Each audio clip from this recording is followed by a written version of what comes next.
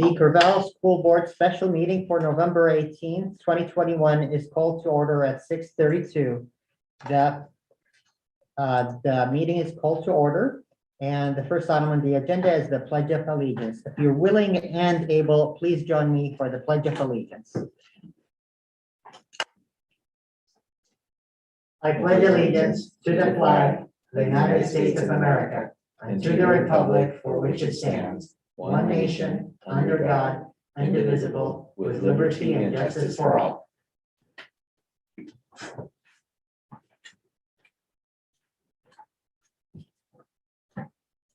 Roll call is taken, and board members Vince Adams, Tina Baker, Shauna Tomini, Therese Jones are joining us through audio and video. Director Luhui White Bear will be joining us shortly as well through audio video, and Chair Aladrobo is joining from the boardroom. Vice Chair Sarah Finger McDonald is excused. As a note, Oregon law allows public meetings to be held entirely online in the interest of public health and safety for all community members, especially for immunocompromised individuals and their families. The Corvallis School Board will continue to hold its meetings online. Public comment is available at some of our meetings. Information about how to provide public comment is available on the Corvallis School District website. Additionally, the board's public meetings are live streamed on the district YouTube channel and recorded. The recording is posted to the same channel, typically the day after the meeting.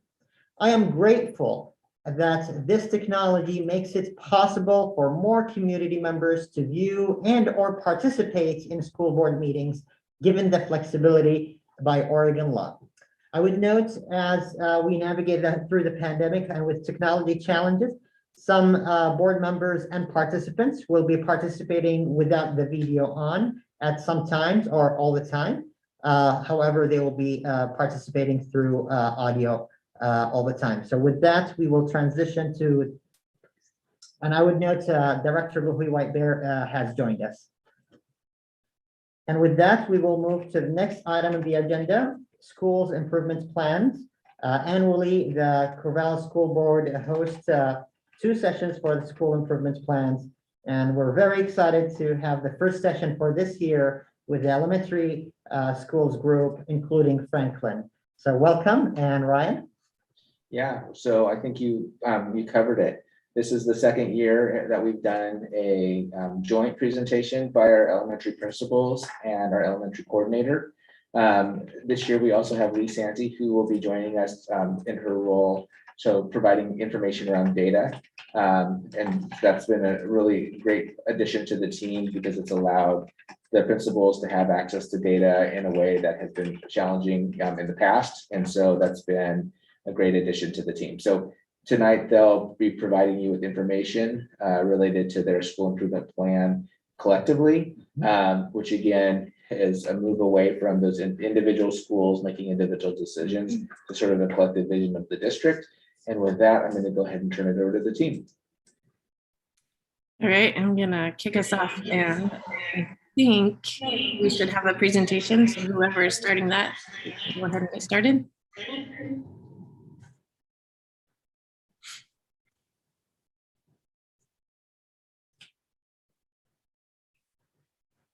Perfect. We will not go back to normal. Normal never was. Our pre-corona existence was not normal. Other than that, we normalized greed, inequity, exhaustion, depletion, extraction, disconnection, confusion, rage, hoarding, hate, and lack. We should not long to return, my friends.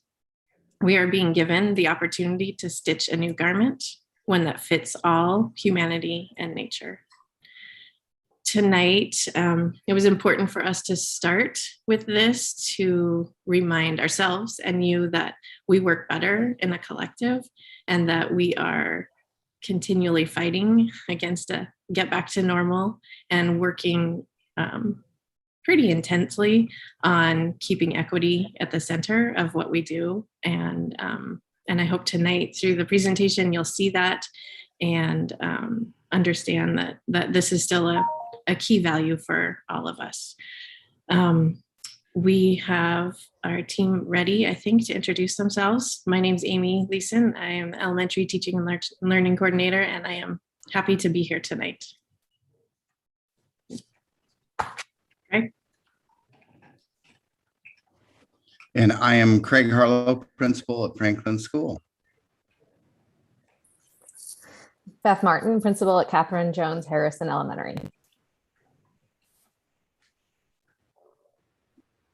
Nancy Davila Williams, Principal at Garfield Elementary School. Peter Henning, Principal at Adams Elementary School.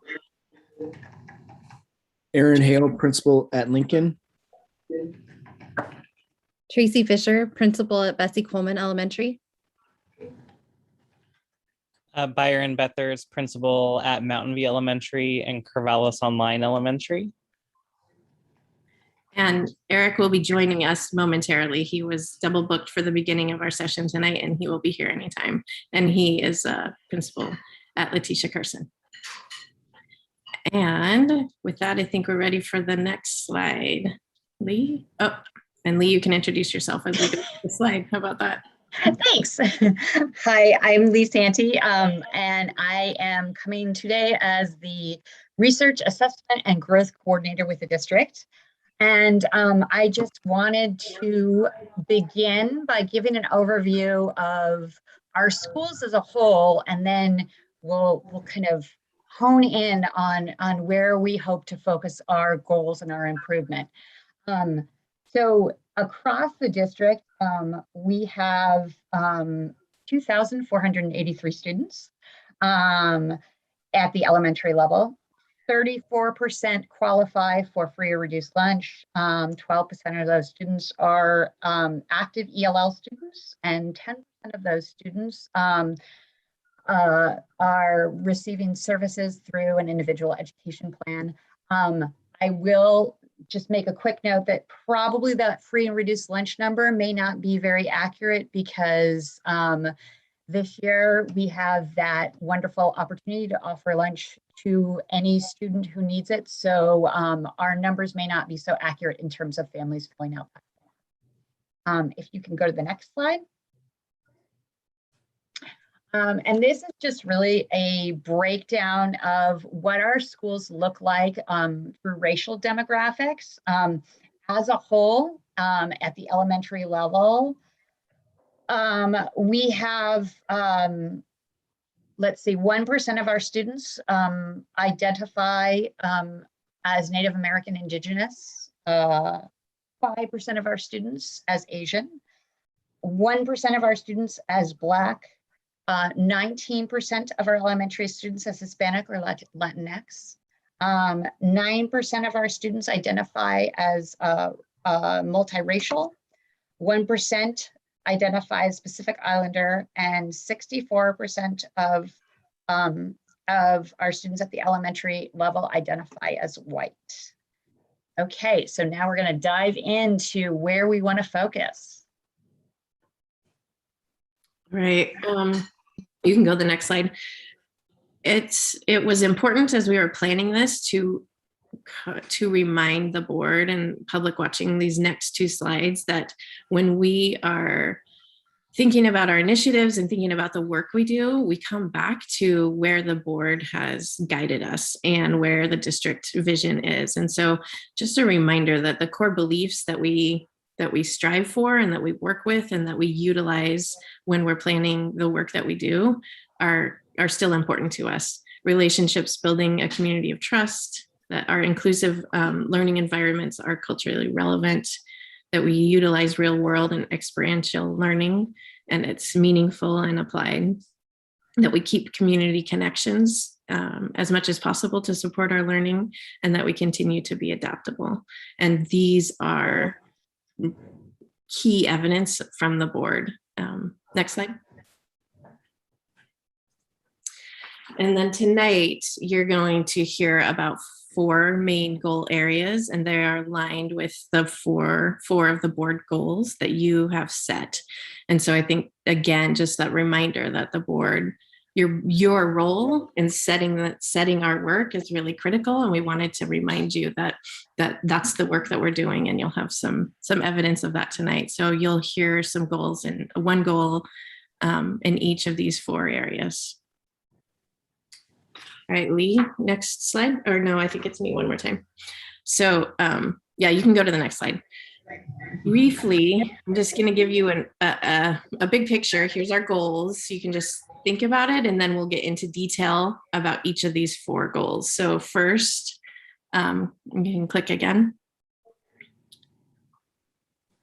The first, yeah, it should, yeah. Students, what we want to see this year is that our students are understanding what they're learning.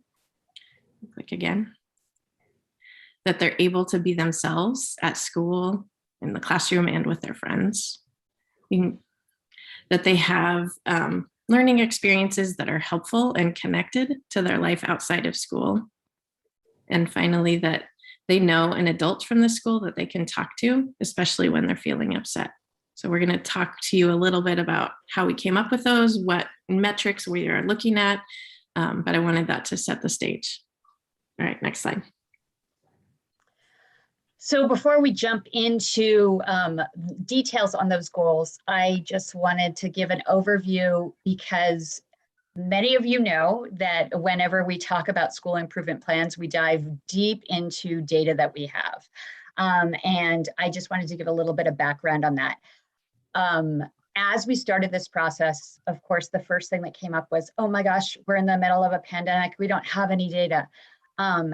Luckily, this kind of was a reset for us. And what you're going to see today is we talked about what we value and what's important to us. And the thing that we're going to use to measure these goals is actually student voice. It's student experience. And so last spring, we had the opportunity to survey all of our elementary school students with our Youth Truth Survey and get some incredible data back around how students are experiencing our schools.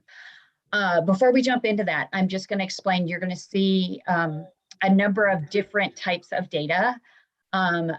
Some of this data will be presented in terms of a percentile, and the idea with that being that think of that 100% scale. So if something is at the 50th percentile, if there were 100 students measured, 49 of them would be lower than that 50th percentile, and 49 of them would be above that 50th percentile. We also will be talking about percent positive because we asked students questions about how they experience school, and we recorded the percent of students that responded positively to those questions. So that's what we're talking about when we say percent positive. What we're really doing here is you'll see on these next slides things that say both goals and measure. And we just wanted to take a minute to say what Amy just talked about, those are our goals. Our goals are what we are working for to improve our schools and to make that student experience more positive. We're using that Youth Truth data as the measure to see how that's going and see how that's progressing. The goal is not to improve Youth Truth. That is our measure that we're using, and we're making a hypothesis that we're going to improve these things and we're going to see an improvement in the Youth Truth data, but we're doing this, the goal is to do this to improve student experience. I will say we have never set goals before around Youth Truth, so we were using the data that we had. We also have a wealth of information around what typical Youth Truth schools respond, how their schools respond. Over 1,000 schools are in this group of data, so we have a really large data set. But we also acknowledge we've never set goals this way before. So we're going into this optimistic, and we're hoping that we're going to learn a lot along the way. You can go to the next. All right, so we're going to move into the 4 different goal areas, and all of these goal areas follow the same format. And so we start with a celebration in that goal area, and then we move into an area that we identified as an area for growth. And then from there, we'll move into the specific goal and talk about the strategy. So our first goal area is academic achievement, and we have a celebration here to talk about.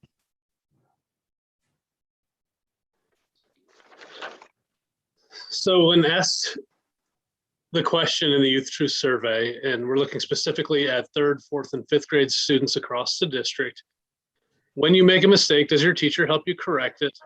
Our schools here in Corvallis fell in the 57th percentile overall on that measure. So we, as compared to schools across the state in Oregon, and you can see the plot below.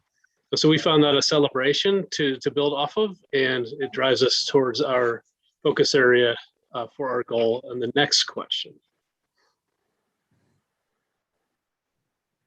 Next slide, please. So we chose to focus in for academic achievement as an area for growth with the question, does your teacher explain things in a way you can understand? We know that if we want an honest answer, we can ask our students. And so as we looked at this data, we recognized significant gaps and some areas for focus across ethnic groups that we need to focus on. So you can see on the right-hand side is the percent positive for the question. So for white students, 61% said that yes, very often my teacher explains things in ways that we can understand. And so we're going to hone in from there. Yeah. So I think given that students responded this way when asked about how teachers explain things in a way they can understand, helped us identify our goal for this area. So next slide. Oh, it's one of the ones that comes up on, yeah.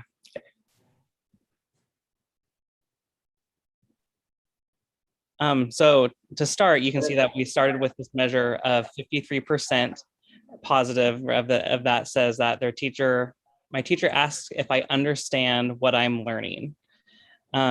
So that's the specific question that we're looking at here. And so this was in May 2021 when we had the 53% positive yes. For some comparison, our district in February of 2019, that same question, we had a 56% positive like set there. And so that shows that we actually had a decrease from 2019 in there to 2021 when we asked again last year. The typical Youth Truth school was 66%, and a typical Oregon school was 62%. And so we set our goal here to be more in line with where other Oregon schools are in this area.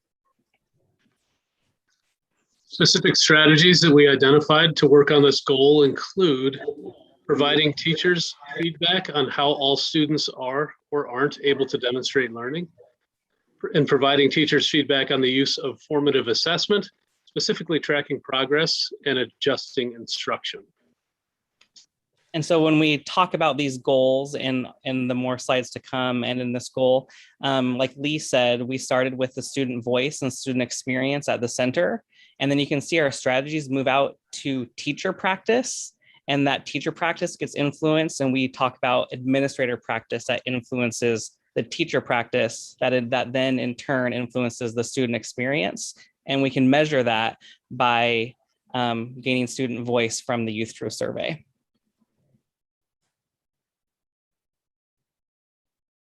Next slide.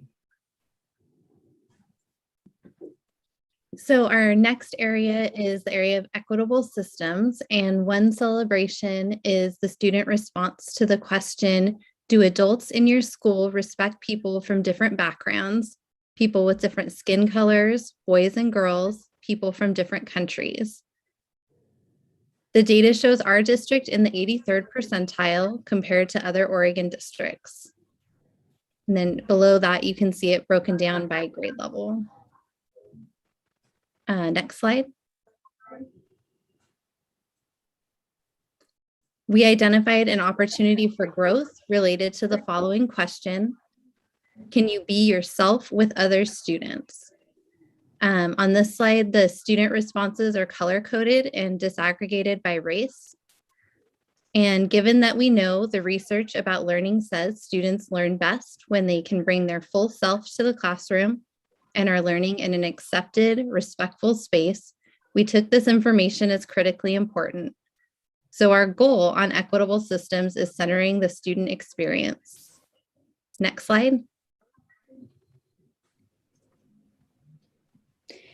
So when asked, can you be yourself with your students? Only 60% of students felt like they could be themselves with other students. Our last survey had 61% of students, so there was minimal drop. A typical Oregon school was 64%, which is what we set out our spring goal to be.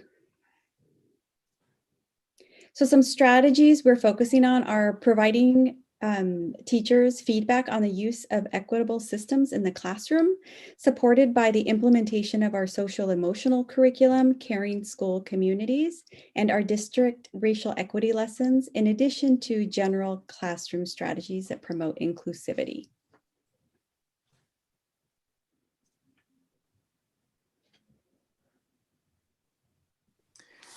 Okay, so this next area is in real world learning. Our celebration is I get time outside. Isn't that where we're going to be right now? So exciting. Right? And as we pondered this area, we thought about the context when our students were asked this question. And after being kind of holed up in spaces at home, and then being able to come to school in person and spend a lot of time outdoors, we were excited about that opportunity and just analyze where students were when they came back in the spring.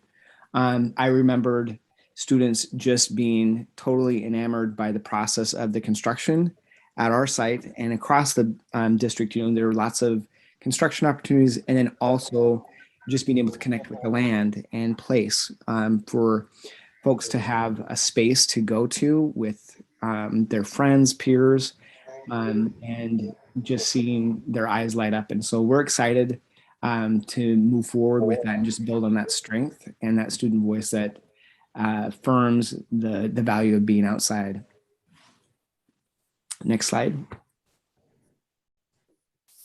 So we identified an area for growth here. Does what you learn during class help you outside of school? And so when we're looking at this, you can see the gray area, that percent positive is relatively small, kind of across the board. And when we think about this, we're really thinking of it through the lens of culturally relevant teaching, and that term relevancy really stands out to us there, and students having identity in what they're learning and then finding meaning in that. And so that is, I think, as we've looked at this, we have lots of questions and lots of curiosities of where this is going to lead us and how we can use this to guide the work that we're doing. And, you know, when I look at this data, I tend to think past, but I also try to put myself in the present of what this means right now. I just kind of want to share maybe an example of how I'm thinking about this, or how the conversations we're having as a team is real world learning, where fifth graders have participated in Salmon Watch last year. They're participating in that program again this year.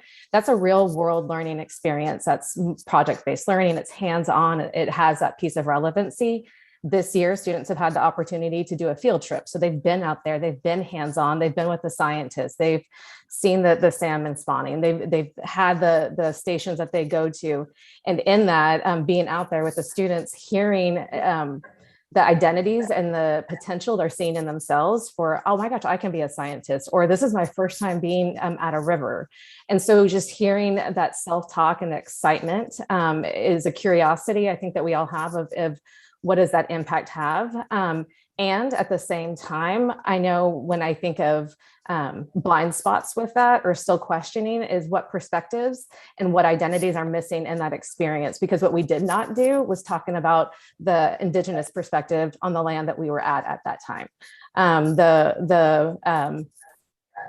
missed opportunity we had this year already is a spot for us to reflect on and talk about how can we improve upon that. And so as I look at the data from the past, I'm also applying that right now and thinking about that as we are moving forward in this and thinking about land and space and voice, all mixed in with our own experiences, but then with the experiences our students are having. You can go to the next slide. So currently, 34% of students feel that what they learn in class can help them outside of school. And so when we move forward and we look at a goal of to increase that up to about 40%, the ways that we're looking at doing that is providing teachers feedback about making it meaningful, making it relevant beyond that task and activity. I think the example I just gave you, the way that we can provide that feedback is having conversations with teachers like I just shared with you, being able to be vulnerable, be honest, and be objective in that space of being able to provide that feedback.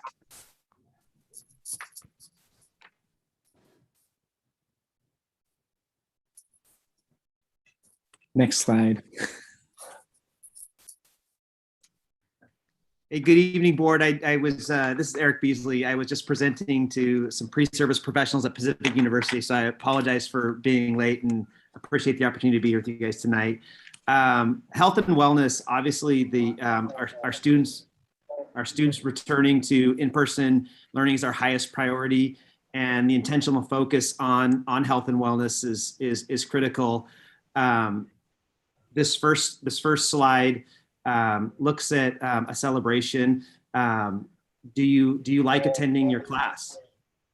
And so as we see that we've had some gains from 2019 even through the pandemic year of 2020. And so I know when I talked to kids last spring, they were so excited to be back. And yet when I looked at the third, fourth, and fifth, I wonder if we did the survey with fifth grade the week we didn't get to go to outdoor school. I don't know exactly what led to their data being a little lower, but some of those transition years. But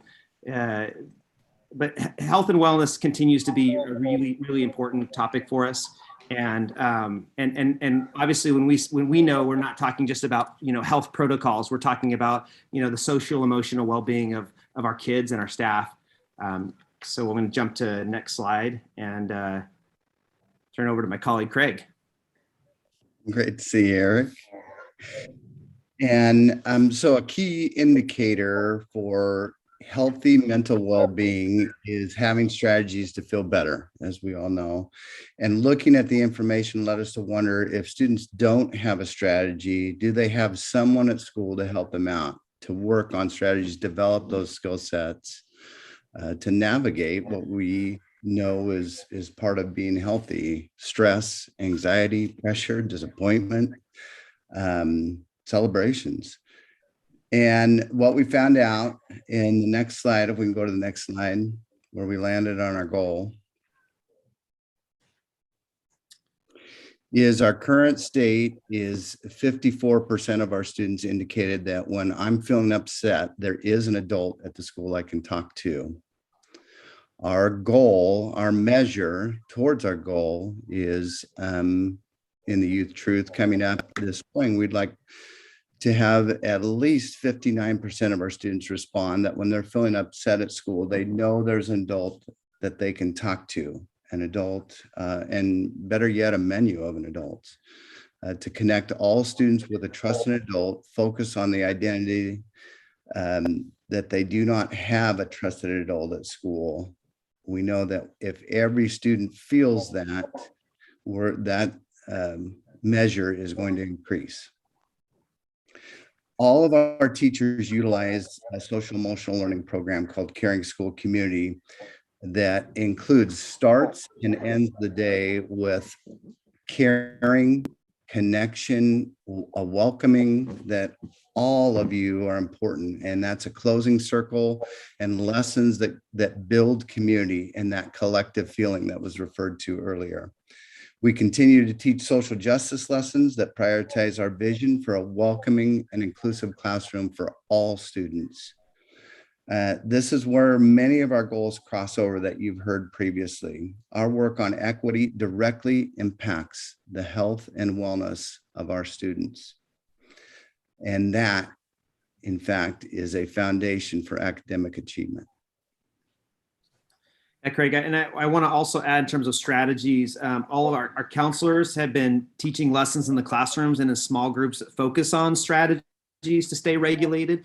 That's something that we think is a really important, that we don't just wait to identify students, although we have screeners that we're using to identify students for groups, but teaching in all class, all of our kids can benefit from strategies to calm themselves, such as walking and breathing.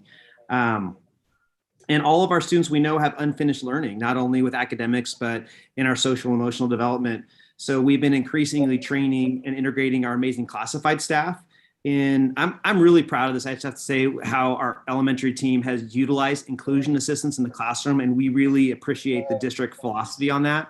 That's allowed us to not just have break space in the classrooms, but with our kids being able to have more caring adults that they can take that walking break, and really have that healing centered, trauma-informed person. As teachers are teaching, just having another person that can make that connection. So that's been a really great thing and an important strategy for us. And then I'll finish by saying we continue to recognize students who need even more support and more intensive support in building these skill sets.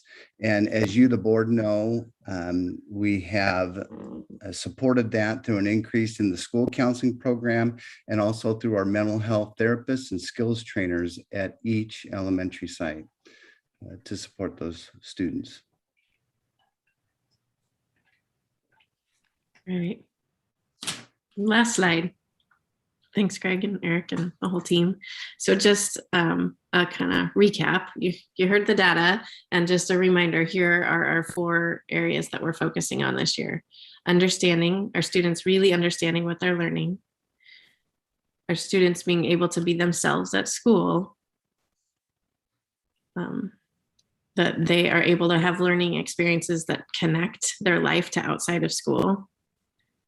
And that they have an adult that they can talk to, especially if they're upset. So those are our just goal areas. And that's it for our presentation. And we are now ready to answer questions. Thank you, team.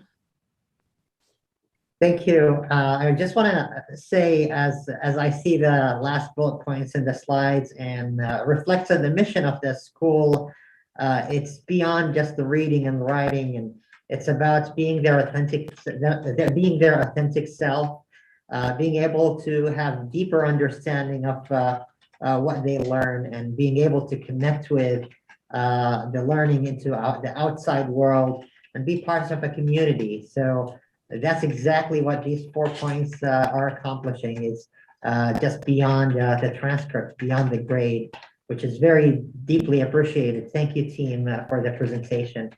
Board members, do we have any questions? And as a reminder, use the virtual raise hand so we can call on you.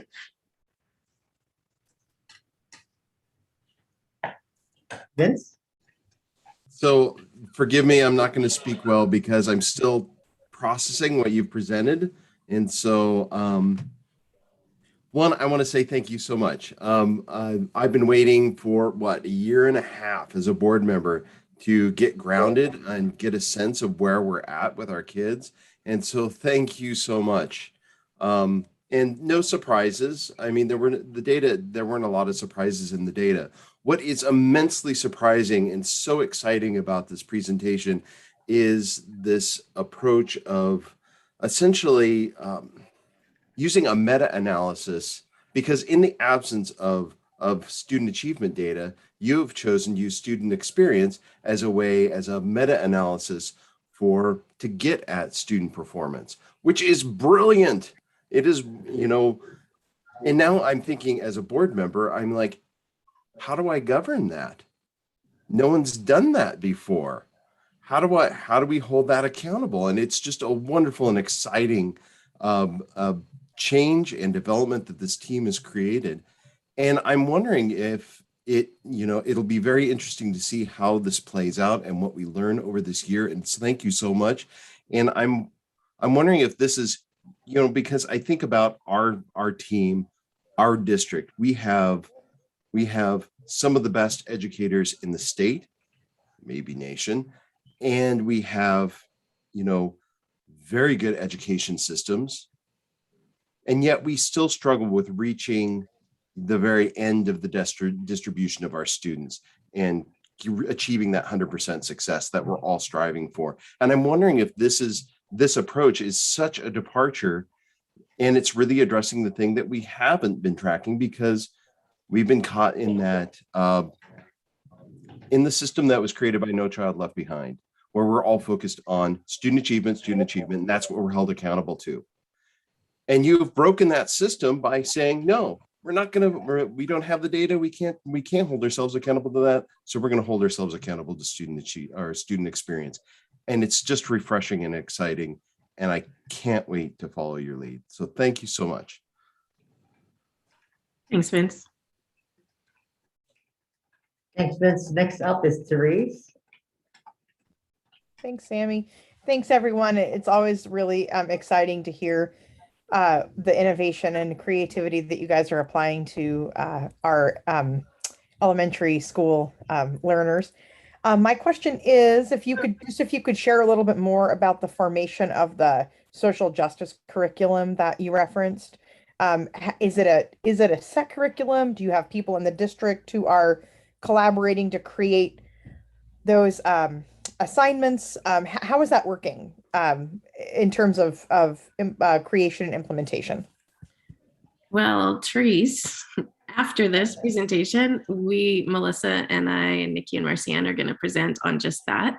So I will say that, hold on, because later tonight in the meeting, we will have a little bit more in depth, and it would be a big miss if I didn't highlight Nancy, who has been amazing in leading that work at our elementary level, really continuing through becoming a principal and still leading primarily teachers of color, but really strong equity-minded folks in developing lessons and helping all of us along. And it's a lot of Nancy's leadership. So you will hear more tonight, and those specific things will get answered. But I'm going to wait until we get into that presentation, if that's okay.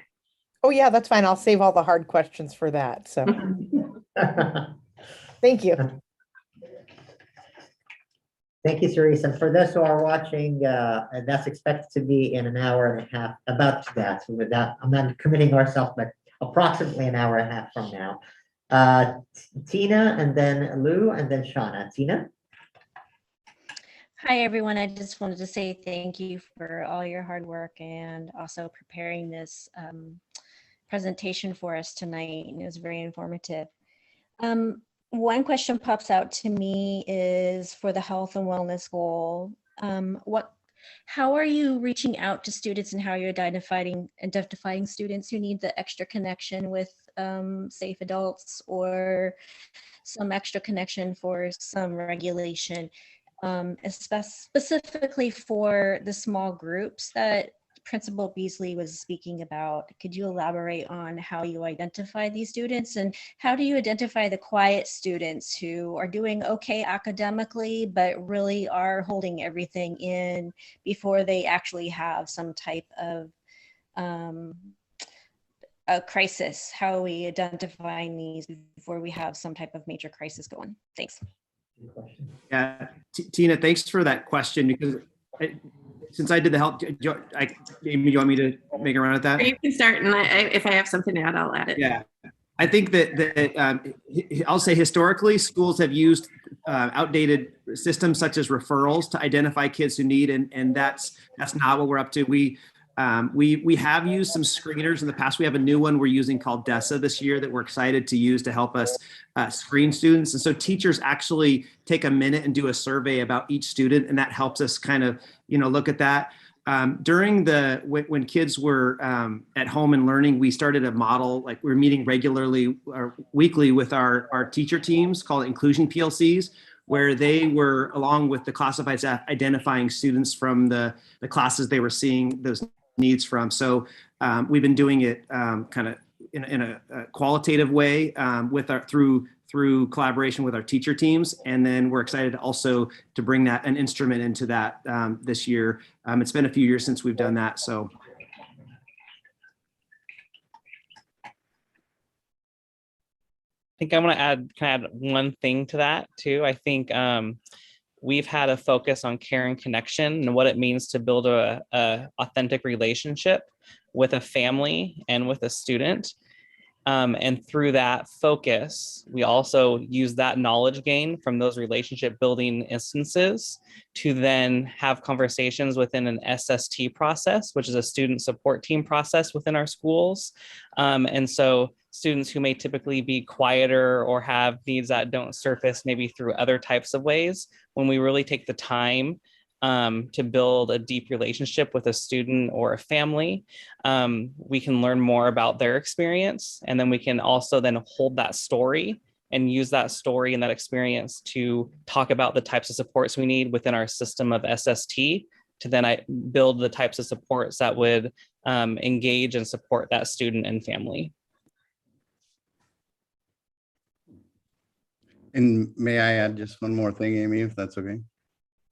I would connect it back to the caring school community theme of morning circle and closing time and being very conscious of who is there and what's going on in a personal connection with each student and their background. And I would also point to the increase, the purposeful and targeted increase in our school counseling programs and the mental health and skills trainers who get embedded across the school environment. So they're out during break times, at lunchtime, connecting with students in the classroom, in the hallways. And that makes a multi-layered approach to trying to identify those students.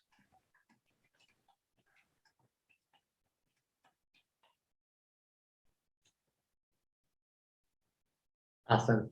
Thank you. Next up is Lou and then Shauna. And Vince, I see your hands up from before.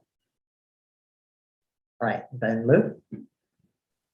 Hi everyone. Sorry, I'm having like some significant internet issues today, so I'm gonna try with my camera on. If you can't hear me, please let me know. But one thing that I think gets asked a lot is like, how do we know that students where they're at? And I'm kind of wondering how that where they're at it can be reflected in the data you presented. Like I have an idea of what I think it means, but and you may have already said this. So if you did say we already said that, because it might have been one of the times when my internet went out. So, but yeah. So Lou, are you thinking like academically, like where are they with reading? Where are they with yeah. Yeah, and I think what Vince kind of alluded to and what our thinking and the research base that we're following is basically those 4 goals that we set out are key indicators to when those things are in place, our kids are better able to learn and academics will increase. And so using that as this foundation of these need to be in place, because when kids are in that sort of, when they're known in school, when they have a relationship, when we are intentionally connecting and doing culturally relevant instruction, they're better able to improve academics. And so I think we're, like Lee said, we haven't done this before, but that is our intent and that is our hope and our plan of providing a lot of teacher feedback and just being in classrooms a lot this year and seeing what's going on. And there will be times where you guys get some academic data this year. Don't worry about that. We will, Lee's here, and as soon as we have some, we will also be sharing that. So. Thanks, Amy. I think that's just really helpful to reemphasize that part too, because I think it's when things change a little bit, like how learning is measured and seeing the connection between positive impacts to increase learning. Sometimes it's hard to wrap your head around for folk. And I really appreciate what you all are doing. I think that what you presented so far already shows some pretty solid growth. And that's amazing because it's like, you wouldn't expect that fast, right? But it shows how just changing a little bit can make a big impact. And so thank you all for all the work you're doing. Thanks, Lou. Let's go next to Shauna and then Vince. Shauna? Thanks, Sammy. And thank you, everyone. I just wanted to express my gratitude for all that you're doing. It's amazing driving through town and driving by schools. I take my daughter to school in the morning and seeing construction sites that are up while all of you educators and staff are navigating that, along with welcoming families and children and really helping them walk through the doors feeling safe, accepted, part of a community through everything else that you're juggling on top of that. And so much of that work is unseen. And so just wanted to share gratitude for everything that you do every day to really uphold our families and our community. So thank you. I'm excited to hear about your attention to student experience and to really elevate student voice at these times and to look at, okay, what data do we have? What can we understand as we move forward in looking at these goals? And also really appreciated your attention to the intertwined nature of the 4 goals that you've selected, that each one can exist without the other, and each one upholds the others. And so I really appreciated hearing that as well. My question for you is, I'm curious if, given that we continue to find ourselves and feel like we're living in such uncertain times with the continuation of the pandemic, with just the nature of education in general, are there ways that you are engaging or continuing to engage student voice, family voice, educator voice along the way toward fine-tuning those goals, toward making sure that folks are on the same page, or that the goals even still meet the need a few months from now as things are continually shifting? Are there some ways that you are staying attuned to those different voices to make sure they're helping to shape where things are headed?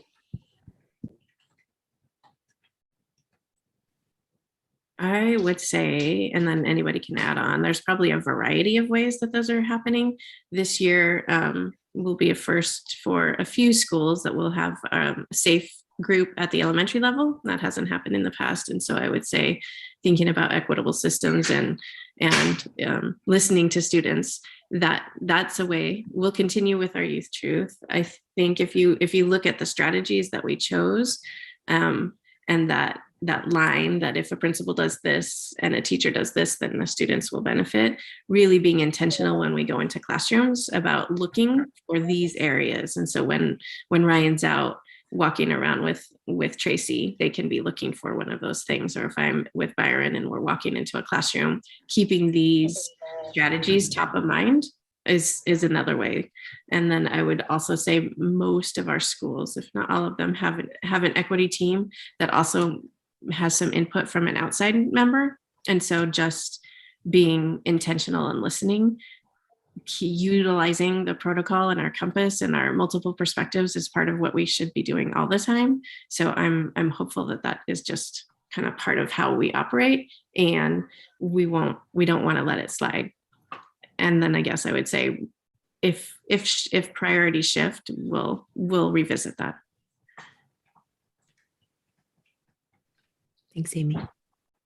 Thank you. We'll go with the second round of questions, and we'll start with Vince, and then I'll go after.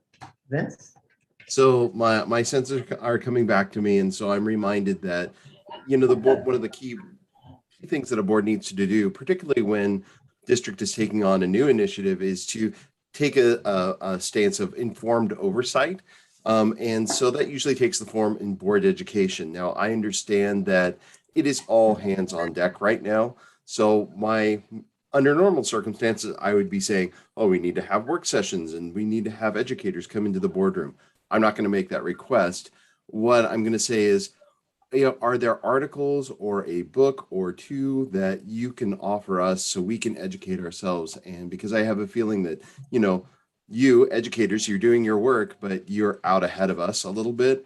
And so, we're in a situation where we're your students right now as you do this work. And so we have some learning to do. So if you can give us some reading to do, I know for myself, I very much appreciate that. Thanks. I would be happy to share some of our last spring to now book recommendations and things that we've been referencing a lot.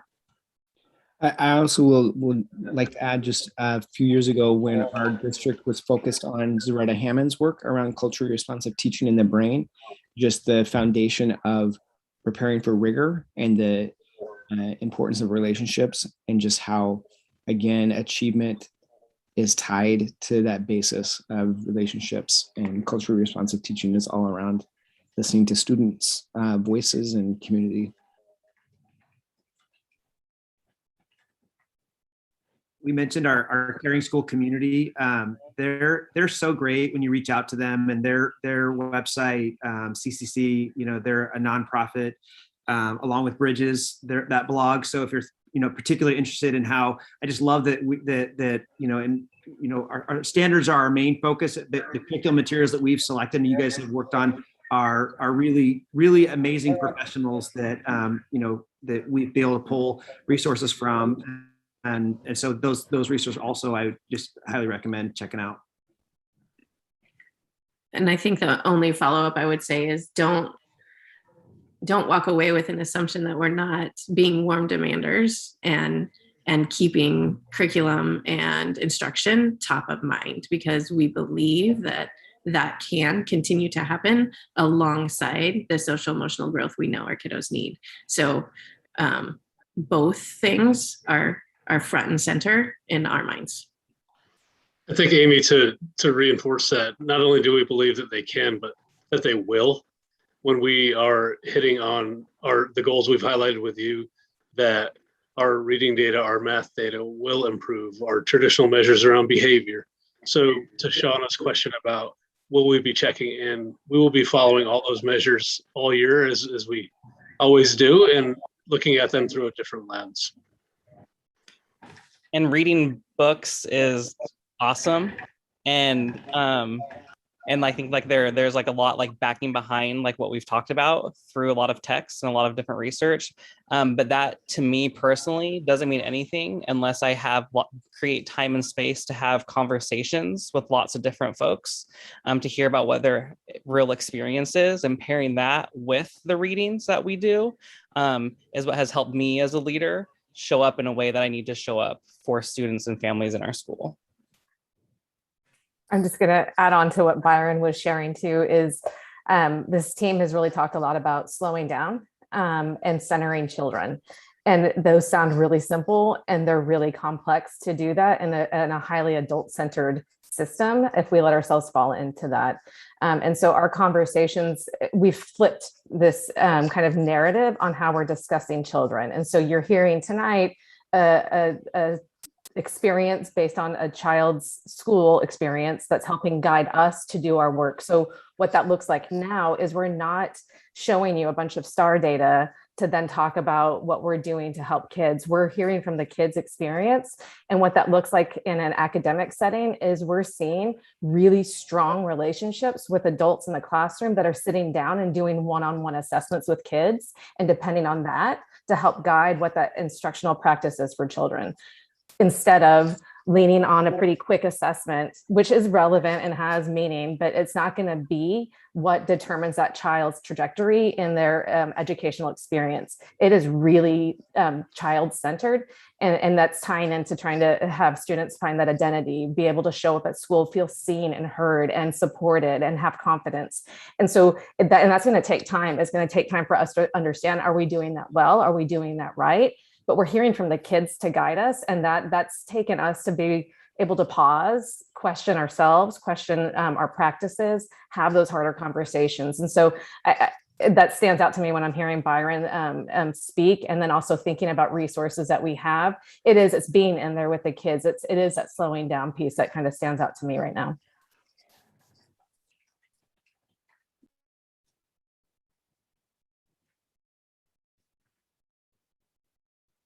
That's wonderful. Anyone else? All right, I have a couple of questions. The first one, you're moving the needle, and we saw it by the numbers, and we're seeing that you're continuing to move the needle. And we have a commitment to do that with some tangible strategies. And by May 2022, we'll have a check-in and we'll see how we're doing. Now, I want to ask you something that I'm interested in, which is the Student Success Act, or the Student Investments Account. These are some monies that were committed to us, and we hope that will continue to be available for us, so they don't reduce the general fund and force us to put the money in the from the Student Success Act there. So what I want to hear probably from one or two or three anecdotal examples saying the Student Success Act or the Students Investments Account helped me with this situation, whether it is the staffing or student experience. I want to hear maybe a few anecdotes to see like we're pushing the needle through those investments and how we're doing that. And that could be from the past or from our plans for this year.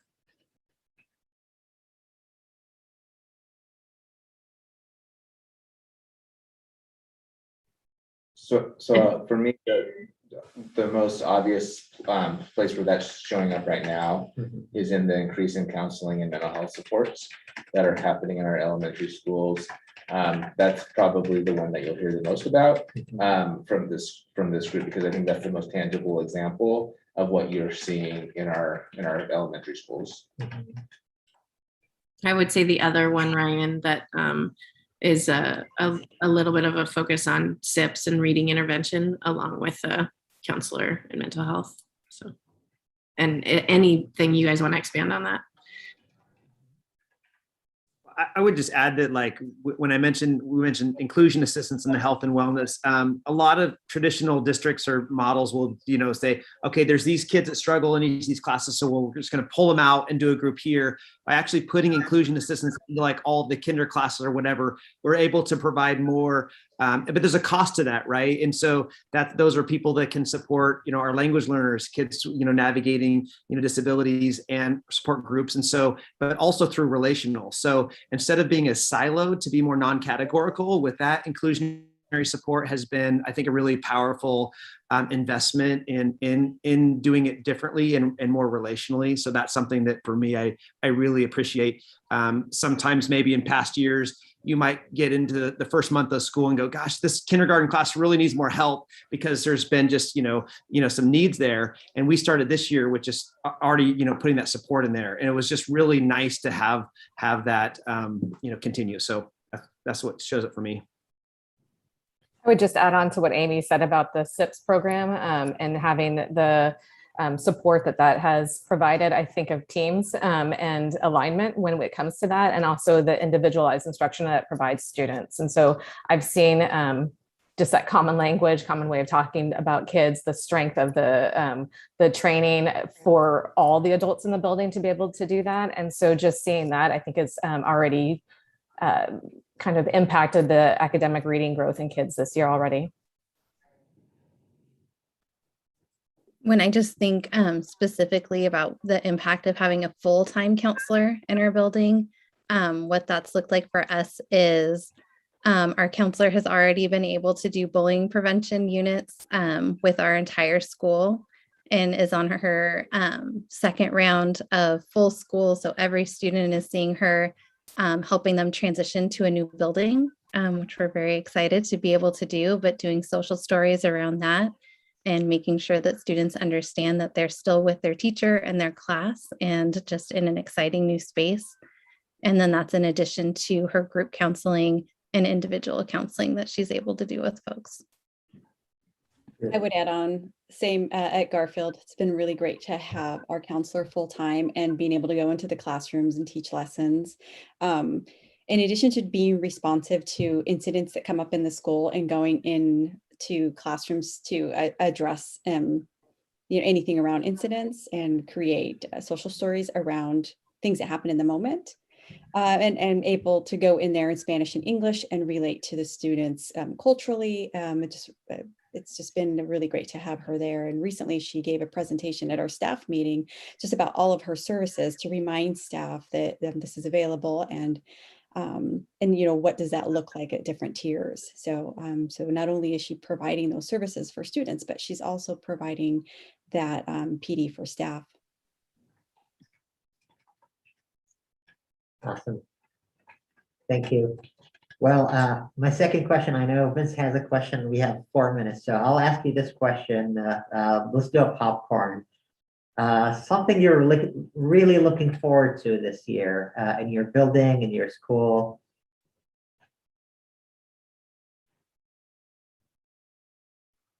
I'll go. We're having monthly school-wide meetings outside, and it's just a really joyous time to all be together. We just got started on the Golden Awards, and so getting going on assemblies and getting kids excited about the school and helping to just celebrate one another and just living up to the expectations and celebrating one another when we're successful with them.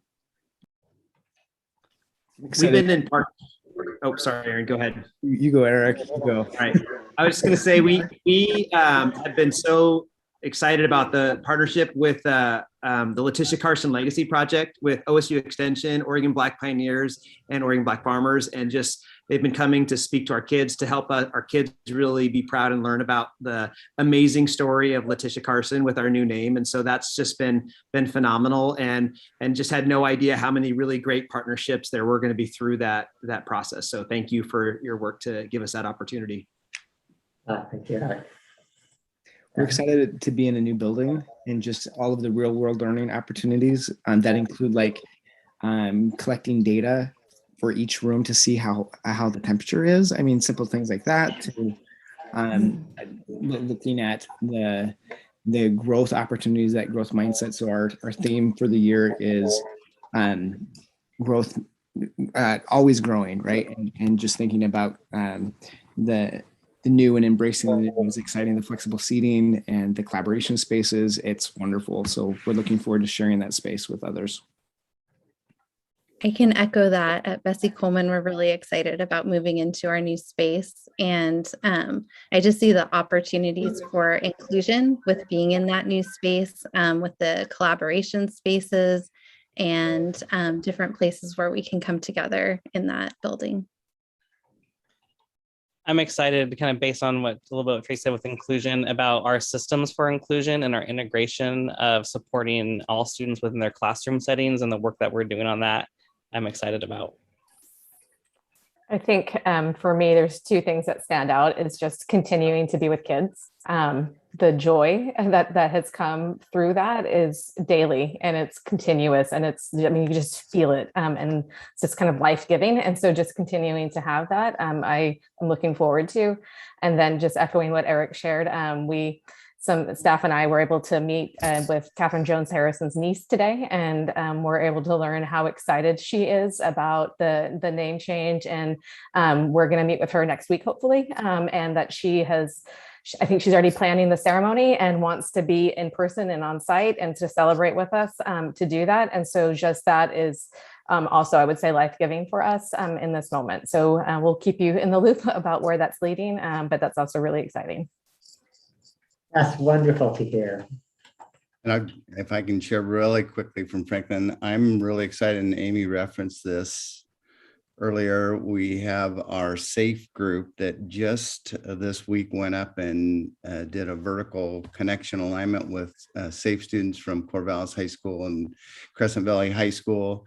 And they came back and they were on fire. They had 100 ideas of activities they wanted to do, reaching down in our K-5 classrooms and connecting with our equity leadership team at Franklin. And it was really exciting.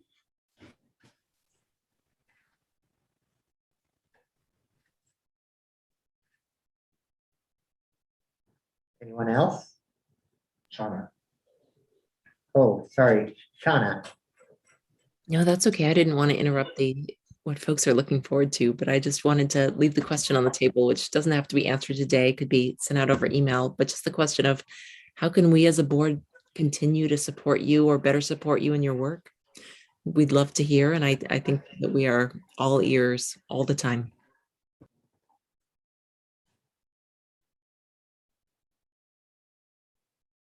And I'll give that some minutes if you want to speak and share.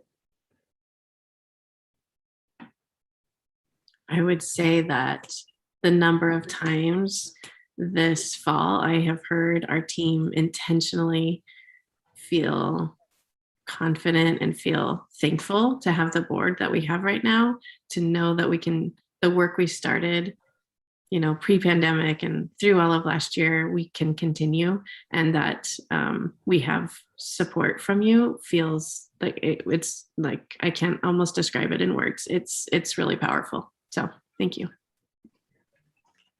Thank you. We got your back because you got the best for our kids. Thank you. All right, with that, I want to really appreciate everything has been said and shared today. Really thankful for this hard work that you do and the mindful analysis of qualitative, quantitative data and the full experience of developing a whole child. Really appreciate all what you do. You're true heroes and heroines in our community. Thanks for all what you do. And unless there's something Ryan and Amy you want to add? No, I think this was a great opportunity to hear directly from our team. Thank you. All right, thanks a lot, and feel free to stick around, but you are released. I know you have a long day tomorrow, so thank you and have a good night.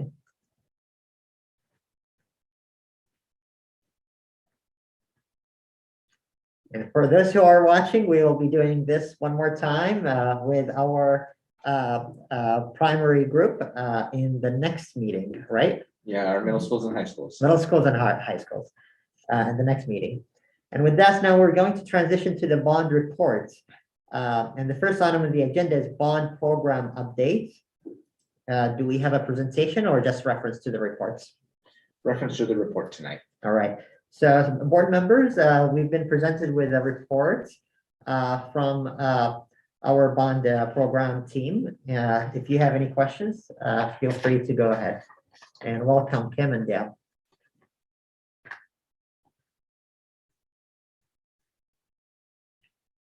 All right, we have one question from Vince. So I have a couple here. Dale and Kim, thanks for the report. I just love this report and the information it shares with the community. So again, just thank you for the report. But I'm concerned about, the deepening of the supply chain issues that we're seeing, a global shortage of shipping containers. And I'm just curious, based on the research that you've done, how long do you think it's going to last? And what are the real impacts? I mean, I don't have a good sense of, how much of our construction materials are shipped into country. I don't have a good sense of that. So, and I know you've talked about this before, but I'm thinking, taking a longer view, I think.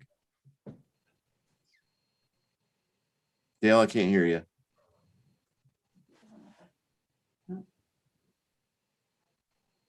Don't have you.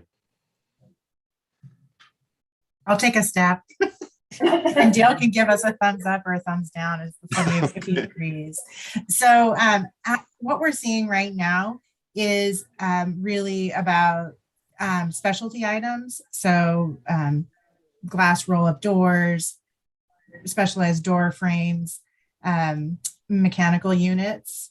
So for example, our boilers for Catherine Jones Harrison and Letitia Carson took longer than we expected.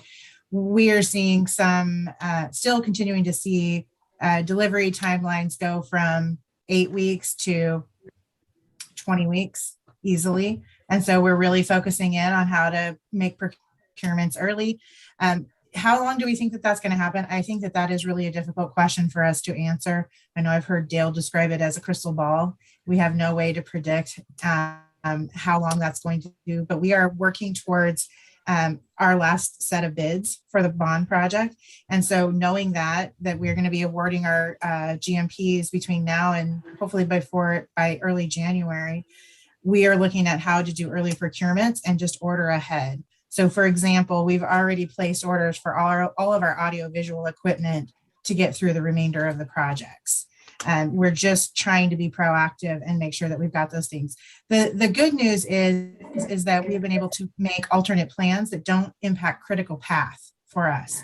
And so it was inconvenient at Letitia Carson and Catherine Jones Harrison, but we made it through with alternate options, the temporary heat solutions. And it takes a lot of creative thinking. And we've been putting our brains together, working really hard with our contractors, our designers, looking at alternate options when something's going to be taking a long time to get here. But we're anticipating to plan for it through the end of the bond program. Because I honestly think it'll last that long. So that's really comforting to hear that approach of ordering early, because with supply constrained and demand constant or increasing, depending on the situation, we can see price escalation. And if we purchase early, you're locking in at a lower price, hopefully. So yeah, thank you for that discussion. That's really helpful. Yeah. I don't know. Yeah, go ahead. I was just going to say that I would point out also that, you know, when we we thought about bidding out Adams last school year. And when we were doing that, wood prices were through the roof. Wood prices have dropped. So there's a little bit of this, you know, looking at the market, anticipating what we think may or may not happen, and using our best professional judgment to decide when the early procurements are warranted. Great. So we actually are in benefit by having our Adams bid now instead of back then. So Dale? Is my audio back? Yes. Yeah, Hey, well done, Kim. That's really all I wanted to add. You did. It was perfect. I'm not seeing other questions, so am I free to continue? Absolutely, go ahead. Please. So you made mention of pricing at Franklin, and I don't have it in front of me here. Let's see if I can get it in front of me. Do we feel like it's in alignment with what's already budgeted with the bond? So of course, I'm all about risk mitigation and cost overrun. So that's where my head is always at. So that's where that question's coming from, is that as you're looking at pricing for Franklin, is it coming in where you're expecting it? I would say it's coming in consistent with the other two projects that you're approving tonight. It is over our targets, but it is also within kind of what I've been hoping happens to the remaining reserves. I was looking at the reserve percentage or proportion, if you will, from what we're asking for tonight versus how many millions of dollars of projects are left. And tonight you're approving about a third of the remaining project dollars. And we're asking for about $600,000 of reserves. So using that logic, we might be asking for 1.3 million to approve the final three projects. And if we spend all of that, we would still have, in the 2.5 million range, if I'm doing that right on the top of my head. So we're feeling pretty good, because there are other projects that still have to close out. And these projects that we're starting are all remodels, and remodels come with risk, things that you just didn't anticipate and couldn't anticipate.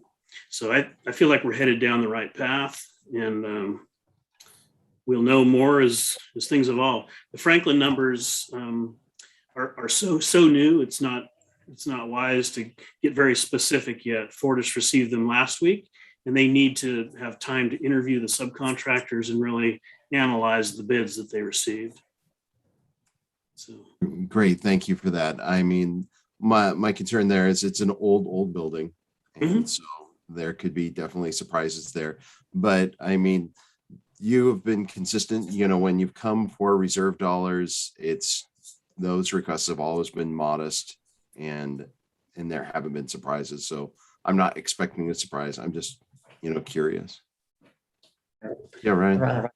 Yeah, so we met with our bond oversight committee on Monday night, and in that meeting with them, we shared the same sense that we're feeling more confident and comfortable with where we're at this stage of the game. And so I think that's just the message that we should share with you as well. Well, and that's kind of how I'm feeling. I'm feeling more confident as we're getting closer to the end. And so I'm just confirming that I should be feeling that confidence. So it's good to hear you say that. I've saved my most important question for the last. This is serious. I've had requests from other elected officials, and I told them that I would ask, when might we be able to get a tour of Lincoln Elementary School? It's people. I think people are getting restless. I mean, you should ask. We've been working on that as a bond leadership team, and we are working on getting a tour date out in early December. So we're working on finalizing the date, but we're working on that and anticipate doing that after hours when students are gone, and doing it with COVID safety precautions. Yeah. I would recommend reaching out to members of city council and the county commission. Okay, thank you. Awesome. I do have a question related to page 3, the risk calculation. Really appreciate it. I've learned one way or the other, be aware of the reds. So if you report to the red, people will ask lots of questions, but this is really great transparency, and I appreciate that. But also I'll push back with the way that you're representing the risk associated with projection. The way I see it, that you're doing red, yellow, green based on a temporal assessments, like where are we in the timeline? And I honestly, I'm not going to agree with that, because in that sense, all of these projects were red at the beginning of the bond, right? And I would like to maybe your assessments right now for those reds, which ones are dark red and not so dark red in terms of certainty of completion? Maybe you talked about that a little bit through your answer, and maybe hoping that we can, I don't know how you want to code it, but really highlight that those two differences, where we are in terms of projection of completion, did we bid it or contract it yet, and also the certainty of being able to deliver under that budget. I'll take first shot, Kim, if that's okay. So the red, green, and yellow structure was established primarily whether they've bid or not, or if they're under construction, or if they're almost done and the risk is gone. So for example, this data is, the last reporting cycle, which I think was September 30 in this case. So the numbers that you see here, the red at Adams, we would probably drop that to yellow for next month, assuming you folks approve the contract. Same with Sheldon, which was already yellow. We had left Sheldon at yellow because we had told ourselves that we were going to scale the project as necessary to achieve the budget. And so that's what occurred. In the case of Adams, all of the obligations from the other schools that we used to call JAWS, we're basically creating the similar school experience for all three of those schools. So I believe that the coloring is fairly accurate in that light.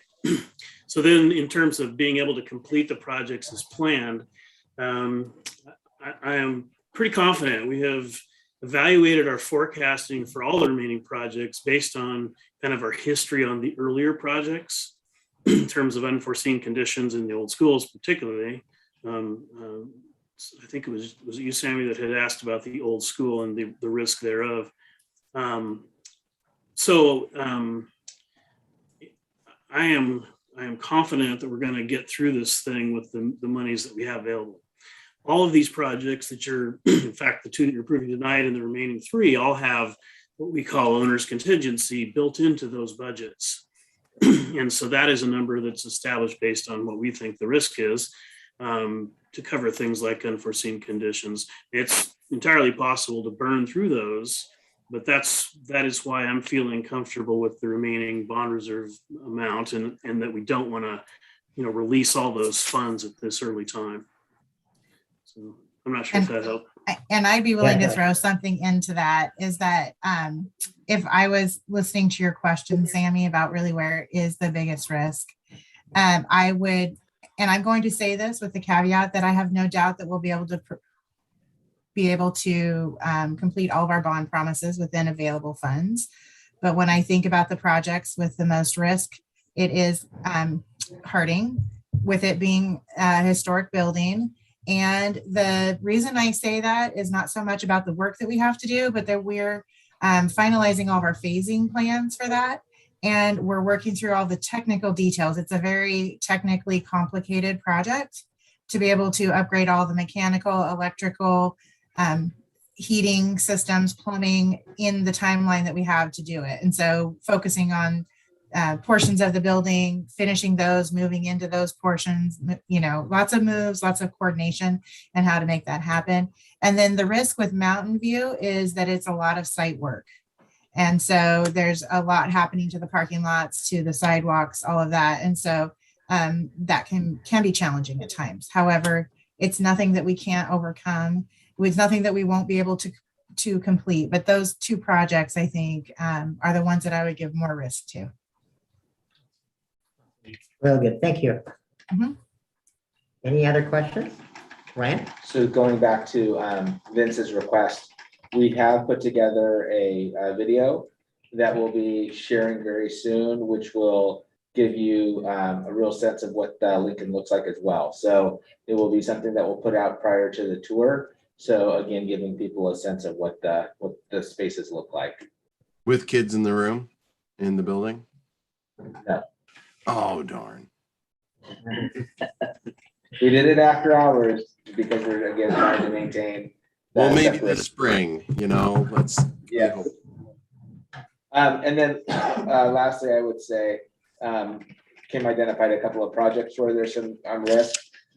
Just kind of keeping in mind the number of projects we have going this summer is the most we've had of any summer. Yeah. And so there's also just to know that there'll be a lot of work, and we'll really be limited in the capacity of our team because they're going to be so busy. So just know that that's also a consideration as we think about the way they're utilizing their time.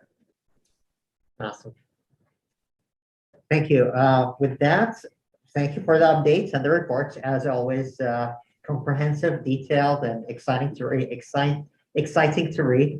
And also with that, we have two requests. Board, if you have either questions or a motion, the chair would entertain a motion regarding Adams Elementary School, and you have a wording in your packets. Since I move to authorize staff to execute a guaranteed maximum price amendment with Fortis Construction for the addition and renovation at Adams Elementary for $14,285,573 and approve the allocation of bond reserves in the amount of $348,917 Adams Elementary to fully fund the project. Second. I'll second. Oh, sure. It's been moved by Vince and seconded by Therese. I will now entertain a final discussion. Is there a discussion on the motion?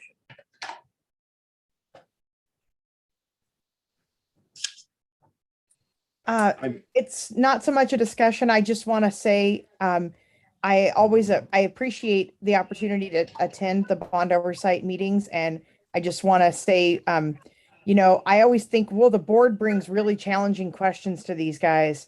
But we really don't, we don't really compare to the challenging things that come out of the bond oversight group in terms of the things that they ask people to think about. So we are definitely committed. We definitely bring really great points. But by the time they get to us folks, they've already been over the coals. So it's like, probably this isn't nearly as hard for them as we might think it is, because they've already gone around in the ring. So thanks to the committee and to you guys in your presentation for preparing so well, responding to what the committee raised, and in general, just again, really great work. Thank you. Any further discussion, Vince? Or good? Oh, Director Jones really said what I had to say, which is just the way that this bond project is built out. There are so many lines of accountability that it makes being on the school board very, very easy. And so we're at a point where we're past the halfway point, and I just feel very confident. There are never surprises. And so I'm just really want to express appreciation and just making our job so easy and working so hard to earn our trust and earn the community's trust. So I'm looking forward to voting for the motion. Any further discussion? Seeing none, the board is entering to a vote on the motion to authorize staff to execute a guaranteed maximum price amendment with Fortis Construction for the addition and renovation at Adams Elementary for $14,285,573 and approve the allocation of bond reserves in the amount of $348,917 for Adams Elementary to fully fund the project. With that, Director Adams, Aye. Director Tomini, Aye. Director Jones, Aye. Co-Vice Chair Whitebear, Aye. Director Baker, Aye. and Vice Chair Finger McDonald is excused. And the chair votes aye. The motion passes with 6 votes to none. All right. The chair would entertain a motion regarding to Sheldon Middle School Package B guaranteed maximum price and bond reserve allocation. Director Adams. May it please the chair, I move to authorize the staff to execute guaranteed maximum price amendment with the Girding Builders LLC for the Sheldon Middle School renovation package B in the amount of $3,737,181 and a bond reserve allocation in the amount of $258,282 to fully fund the project.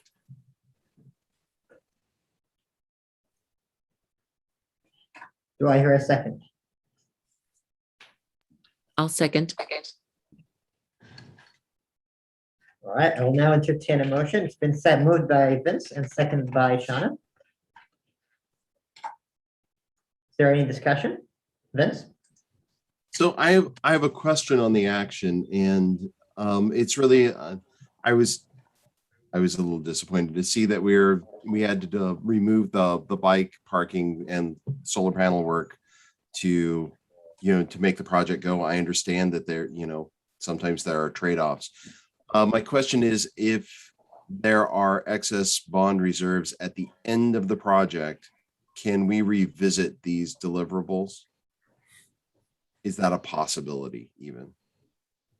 Yes, we have the designs in hand. And so if we choose to spend that money at the end of the bond program, we absolutely could go back and put it back in.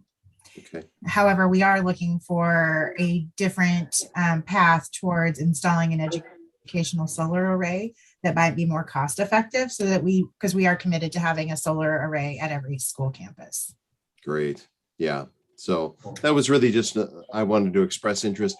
And then I guess maybe a follow-up question to that is, if there are projects that have been set aside to make overall projects go, or portions of projects that have been set aside, what is the process that we'll enter into for choosing which ones to take up and which ones don't? So we've been keeping a running log of projects that could be considered for additional work at the end of the bond program. And our bond management plan says that the school board will approve any additional projects that are funded by bond funds. And so at the end of when we determine it's time, which will probably be before we're complete with all construction, but we will engage in a process with the school board where staff will probably likely make recommendations, but give opportunity for the school board to give feedback and approval. Okay, wonderful. Thank you. Mm-hmm. Let's just bring you back to the clipboards in the meeting room back in, well, I don't know, was it early 2018? Yeah. Not before, yeah, when we were talking about which projects we should go move forward with. So look where we are right now. It's just amazing to see where we are. That was a fun night. It was a very fun night. Multiple nights. The final stage. The final stage, yes. All right, with that, any further discussion? All right, on the motion, the board will enter to a vote. It's been moved by Director Adams and seconded by Director Tomini to authorize staff to execute a guaranteed maximum price amendment with the Girding Builders LLC for the Sheldon Middle School renovation package B in the amount of $3,737,181 and a bond reserve allocation in the amount of $258,282 to fully fund the project. Co-Vice Chair White Bear, Aye. Director Jones, Aye. Director Tomini, Aye. and Vice Chair Finger McDonald is excused. Director Baker Aye. and Director Adams, Aye. and the chair votes aye. And with 6-0, the motion passes. Wonderful. Well, thanks, Bond team. Really appreciate all of your work and leadership, and have a wonderful rest of your evening. Thank you. Now, the board will transition to an education update regarding vaccine progress. And as a reminder, there is a report for the board that was presented in the packet, and there is no action expected tonight. Ryan? Yeah, so primarily I just wanted to open this up for questions from board members, but I did have a couple of updates since the report has been put out in your packet on Friday. And so one of the things I wanted to highlight is in conversation with the team that was at Linus Pauling with meeting with our primarily families from Guatemala. There was an opportunity to learn more about the vaccination process from Dr. Gabriel Ledger from Samaritan. We also had a health navigator there and our Hmong interpreter. And so other things that happened there was connecting families with iPass and also with Parent Square. So there was a number of opportunities that night for families to come together and get some additional information, which was really valuable. One of the other things that's happened since we met last and this report came out is we had 2 clinics. We had one at Garfield and we had one at Lincoln. And over those 2 clinics, we had 210 5 to 11-year-olds receive their first vaccination, which was a really good number for us. All of the opportunities, all of the spaces were filled. So that's good news because we were working to get the news out to the community. And we really focused and had some prioritization and scheduling for our families that are racially and linguistically diverse and families navigating poverty. So we worked really hard to make sure that those families had priority in those slots. We're also continuing to communicate to our families in the community how important it is to reach out to their pediatrician or their provider's office to schedule appointments. We're also continuing to work with families that contact us to connect them with our health navigators, to connect them then with their provider or ensure that they have access to a provider. So that's work that's still underway. One of the other things that I get the opportunity to meet with Benton County and get updates from them. And one of the updates I got from them on the 17th of this month, so just a couple of days ago, was that 20% of the 5 to 11-year-olds in Benton County have already received a first vaccination. So that's over 1,000 kids in Benton County that already have had their first shot. So that's a really great number for us. And again, keeping in mind that our goal is to keep our schools open and keep kids in school. This process, getting students vaccinated, is really important. And we continue to play a key role in making that a reality for our kids and our families. So we're excited by those numbers. And then finally, just so you know, you may have read this today, but in the Oregonian, there was an article today that from Colt, basically saying it was an interview with Colt Gill. And one of the things that we're expecting to see happen is the test to stay concept, or rollout of test to stay, even potentially by the end of November, which means that the state has received a lot of tests that would allow, if there was an exposure, to do a test as soon as people find out there was an exposure, and a second test within 7 days. And with that testing, it would potentially allow students to stay in school rather than quarantine. So again, that's news hot off the press today. Something that I kind of had a sense was coming the last few weeks, but I just wanted to update you on that as well. So while our strategy continues to be to encourage and do our part to get our kids vaccinated, that's another another measure that will help to keep kids in school, because at the end of the day, that's our fundamental goal in this work. So that was the update I wanted to provide in addition to the report that I shared with you, and I'm happy to answer any questions you may have. And if I may, Ryan, I'll add a few updates as well. I had the pleasure to sit on the weekly or bi-weekly updates for the vaccine. I'm not sure if it's called task force or Yes. group. And it's a task force of collective of school district personnel and leaders and folks who work in the public health departments and other stakeholders as well. And they're working really great in delivering on the recommendations that the board approved for Ryan to move forward with. Vaccine access and education and outreach, including reaching to equity groups. Also, I was really honored to be volunteering in these two clinics that Ryan mentioned.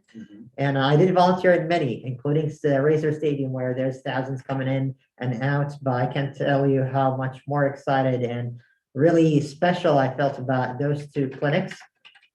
Folks there told me that sometimes some of the families really had a long time thinking about going in, and now they were there. So it was really great. Kids were excited. We had teddy bears, which I never heard of happening before. This was really special to see the kids go out with teddy bear and a smile on their face. And of course, families being relieved. I wish I can share with you more personal stories, but of course, for obvious reasons, I can't. But some of them are really heartwarming to know how much those vaccines are relieving families from an anxiety, reconnecting families, and giving them hope. It's truly, I'm not being a hyperbole here to say this is truly a public health miracle of our lifetime. That's maybe we never witnessed unless someone witnessed how polio vaccines transpired. So really thank you for the hard work, for prioritizing the kids who really need it most. And to see the success firsthand, it was an honor. So really appreciate the work and look forward for more kids getting the jab. All right, with that, we'll open up for any questions or comments from the board.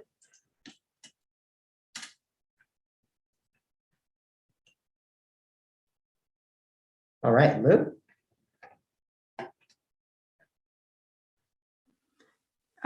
I won't make it very long. I was just gonna add in that it's great to see the cases are staying low too. So I just wanted to again appreciate all the measures, the weekly testing that's happening, the students using masks. I've seen the tent go up over at Lincoln for more outdoor seating, especially now that it's starting to rain. And I just think that the district is doing such a good job in helping keep students in school.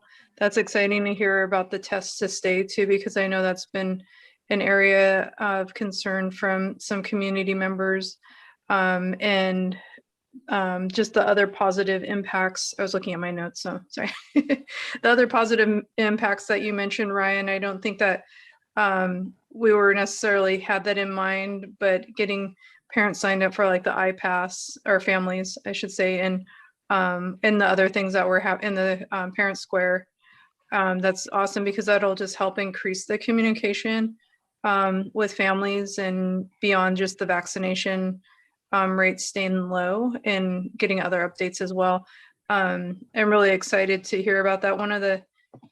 I think that the trend that you provided in the report is really promising, especially with the number you just gave us for the younger group. And so I guess the question around it is, what is your thought that the trend is going to continue to grow as far as vaccination rates continuing to go up? Because it seems like unvaccinated with the map seems like it's pretty low for district kids or district students that are not vaccinated, which correlates with like other vaccines, because this is a high vaccination rate school district to begin with. And so do you expect it to continue to rise at this point? So Sorry, my bad. I unmuted myself. On page 3 of this report, there is the graphic that you're talking about that has the quick uptick and then it starts to level off. That blue marking or its grade marking is something that Peter, the epidemiologist from the county, put together. So we can look at what we would anticipate the trend being without intervention versus the trend being with intervention. And so we're going to continue to watch that as the weeks progress and we continue our work. And so that's a really important data point for us to continue to watch. So there's expectation that it will continue to rise. And at the same time, we think it would be pretty flat without some ongoing public engagement and intervention. Thanks, Ryan. I wanted to ask that in case folk hadn't seen that page to understand the importance of these measures that are being taken and the steps and partnering with community and being really intentional too. I think that's helping with show that growth projection on there. So thank you for explaining that for folk. Yep. Any other questions or comments? Ryan, a question. What do you expect from the board at this time? I don't have an expectation of the board at this time. My plan is to continue to come back and provide additional updates and reports to you on the work that's underway. I'm not making any requests for action at this time. I think we have a good plan in place to continue. We are also, again, with the goal of keeping kids in school, we're also finding that we're doing fewer COVID responses and quarantines, which is also a positive move or a positive outcome of where we're at right now. And so at this point, I would just advise that we continue the process that we're undertaking right now. Thank you. And I would assume from the board the agreement and consensus that yes, let's keep marching on with what we're doing because it's working and it's working very effectively. Thank you. Any other questions or comments? All right, just another deep appreciation for all stakeholders in the community who are helping us. Seeing them in the vaccine clinic, it's a well-oiled machine. You can't really tell who's working for the school district, who's working for OHA, and who's working for the public health department, and who's volunteering. Everybody is doing their part to really help the kids and the families get their questions answered and access the vaccine and even the testing as well on the site. I'm very, very grateful for this to be happening in our community and helping kids stay safe. Thank you, Ryan, and please echo our gratitude for all stakeholders and staff. I will. All right, seeing there's no further questions or comments, we will transition now to the next item on the agenda, equity curriculum updates. And we have Melissa, Marcianne, and Nikki and Amy joining us. As a reminder for the board, this is an item agenda that does not require an action. I want to just reiterate some of the values that the board stand by. We are standing by anti-racist values and also commitment to equity. And that's in our operations and curriculum. And we're here to listen from staff about what we're doing in that regard. With that, Ryan? Yeah, and so with that, I'm actually just going to turn it straight over to Melissa and the team that have worked to put this presentation together. Again, I'm glad that we had our colleague Nancy DeVilla-Williams with us at the beginning to recognize the work that she's done with regards to these lessons as well. But again, it's an opportunity just to provide information to the board. And if there's an opportunity at the end for questions that the board members may have, really the intention here is dialogue. Wonderful, thank you. I would just like to start by saying this is the perfect night for this presentation, especially after listening to our elementary principal colleagues. I don't know that they could have said it any better than we're going to say it tonight, and that is the commitment to racial equity and the commitment to helping students to see that and learn that in the classroom impacts all areas that we're working on as far as growth, including academic achievement, of course, our mental health and wellness, and obviously our equitable system. So thanks for bringing us here on this night, because I think you're going to see some great connections. So The team is here, we're all assembled, and we're here to talk to you tonight and share the work that our staff have created in the area of racial equity lessons. We will also hear student voice throughout the presentation and how the lessons are connected to not only Oregon Department of Ed standards, but also other areas that we've researched in order to bring this in front of our kids. We're also going to talk about what still needs to happen because this is continues to be a work in progress, and we're excited about that. So next slide. The first thing that I want to say is that we did start this work and before the racial educational equity policy was created, but we're really happy that you did that because, as you said before, with the elementary principals, what can you do to support the principals? I think Amy said it very well. We feel your support all the time, and to be able to connect the work that we're doing with the racial equity lessons directly back to policy work that this board has done in the last couple of years, it just feels it's very comforting for us. And it feels like we're grounded in what is right and doing the right thing with our kids in the classroom. So the first policy, or the racial educational equity policy, which is policy JBB, our most recent one, I wanted to channel Marcian Rivera-Cucci, who always tells us about the power of the spoken word. So I would like to read to you how you have directed your intention and belief when it comes to racial educational equity. Racial educational equity promotes the real possibility of racial equity of educational results for each student and between diverse groups of students. Racial equity strategies are intentional, systemic, and applied across all district operations with an emphasis on teaching and learning processes. We acknowledge that current and historical systems and structures have perpetuated racial inequities in health, safety, nutrition, housing, and environmental, as well as academic outcomes. Rather than perpetuate racism, we must take responsibility to dismantle it. So in setting that intention, our staff have moved forward in the creation of these racial equity lessons. Additionally, the policy JBB speaks to our commitment to racial equity and our commitment to racial equity. Sorry, something popped up on my screen, freaked me out a little bit. And those are listed in the policy in the first section, numbers 4, 5, and 6. We're preparing all students to graduate and succeed in a diverse local, national, and global community. We're decentering the dominant narrative that stereotype people of color, and we're honoring the culture, language, existing knowledge, and lived experiences that students bring to the classroom and using it to inform our teaching practice. And finally, the how are these racial equity lessons, and we're excited to present those to you in just a moment. If we go to the next slide, the other policy that we have kind of cemented all of our work in is the all students belong, soon to be every student belongs. We'll be doing that work here in about a month, but the all student belong policy.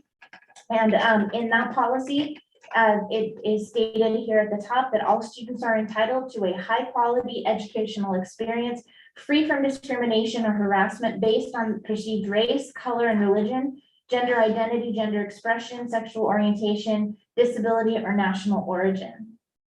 And finally, our next slide, we also are guided in this work by the core values that were set by the board a few years ago. And specifically with these core values, our focus is on inclusive learning environments that are culturally relevant and relationships that build a community of trust. So with that foundation, we're gonna give you got to see some youth truth data earlier, and you're about to see some more. Next slide. All right. Good evening, everyone. Nice to see you.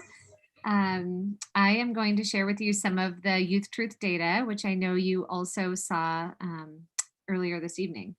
And so some of the data that I think we use behind the why of this work and what's actually happening in the classroom in our support of both of the policies and our core values is this statement here from Youth Truth about students self-reporting on whether they can be themselves around other students at the school. So what you see on this slide is the data disaggregated by race.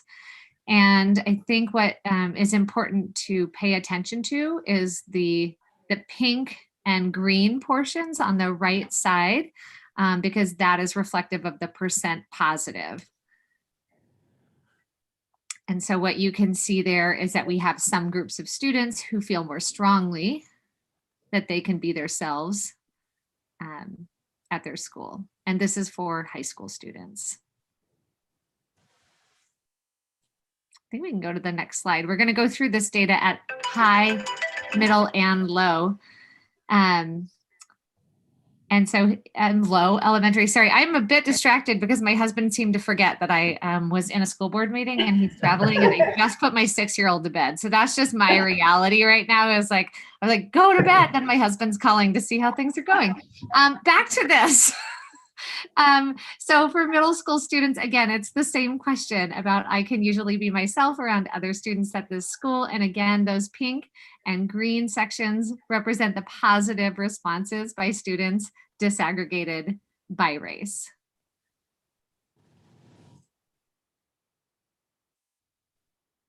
Next slide. Amy, the next slide is elementary, if you want to speak to that one. I think this is the slide we already saw. I mean, Okay. it's basically that same information. Can you be yourself with others? And yeah, and you can look at it there for a second before we go in.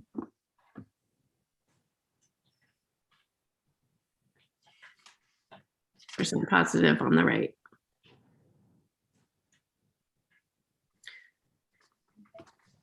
All right, next slide, I think. Yeah. So I think the data that we were just looking at, as well as is a reason for doing the racial equity lessons. But I think what's important here is that the racial equity lessons are supplemental to things that are already happening in the classroom, and that our equity work is not this thing that we put all learning aside and now we do equity and then we go back to kind of our regular academic programming. Is that I think over the past several years, as we have adopted curriculum, we've really used an equity lens in selection of materials. So throughout a student's learning experience, K-12, they're interacting with materials that support our equity work. And so on this slide, I think if you push probably the next button, you're going to see some of those curricula, K-12, that I don't know if have that equity perspective embedded into the materials. Yeah, so Caring Schools Community and Great Body Shop are Caring Schools Community. You heard that mentioned earlier today, and that is our kind of morning circle gathering, afternoon closure, and then social skills lessons throughout the week.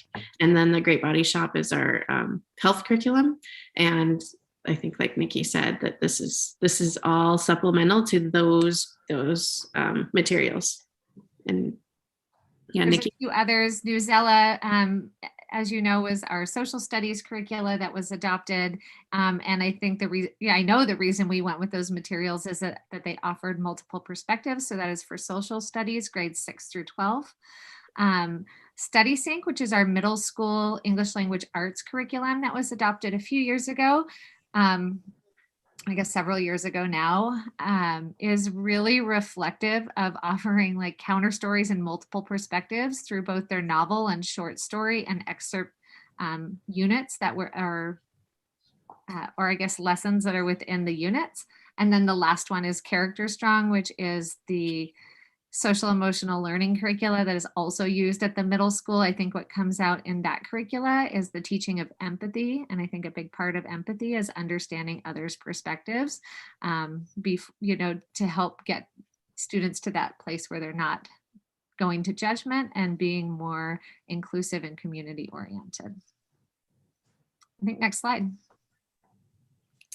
Yes, so the lessons for racial equity, and as one of the things that we wanted to share tonight is that, and hopefully you're seeing a trend and a thread throughout all the elementary principals presentation and ours, is that we really want all our students to really feel valued and to thrive and to have a sense of belonging in their classrooms.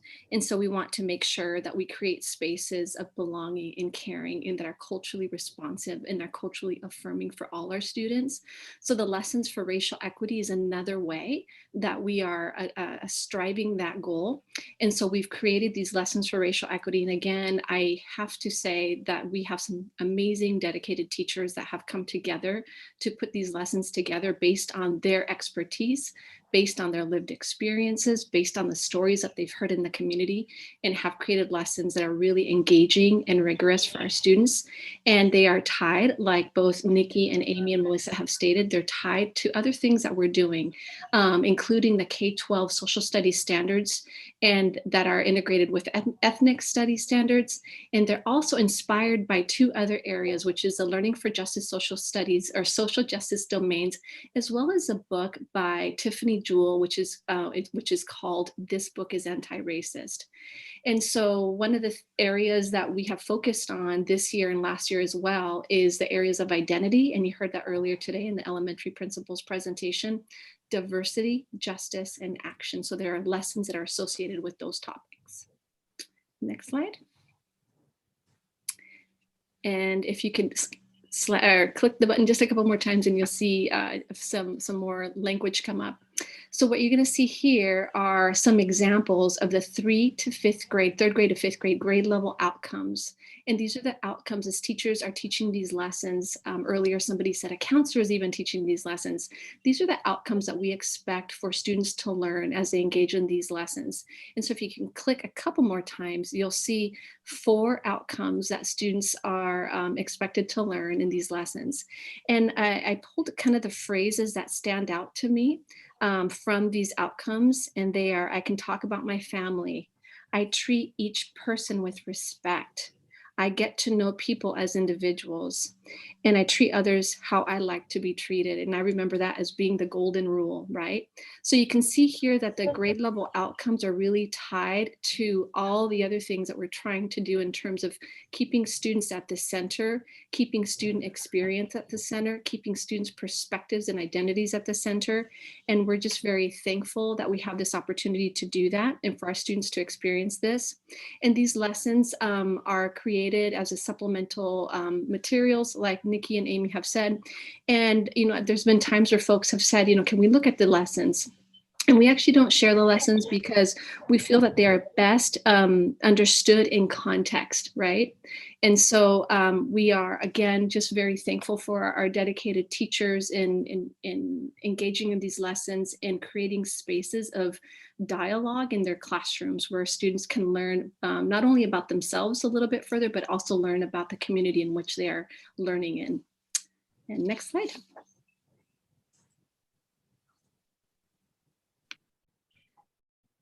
Right.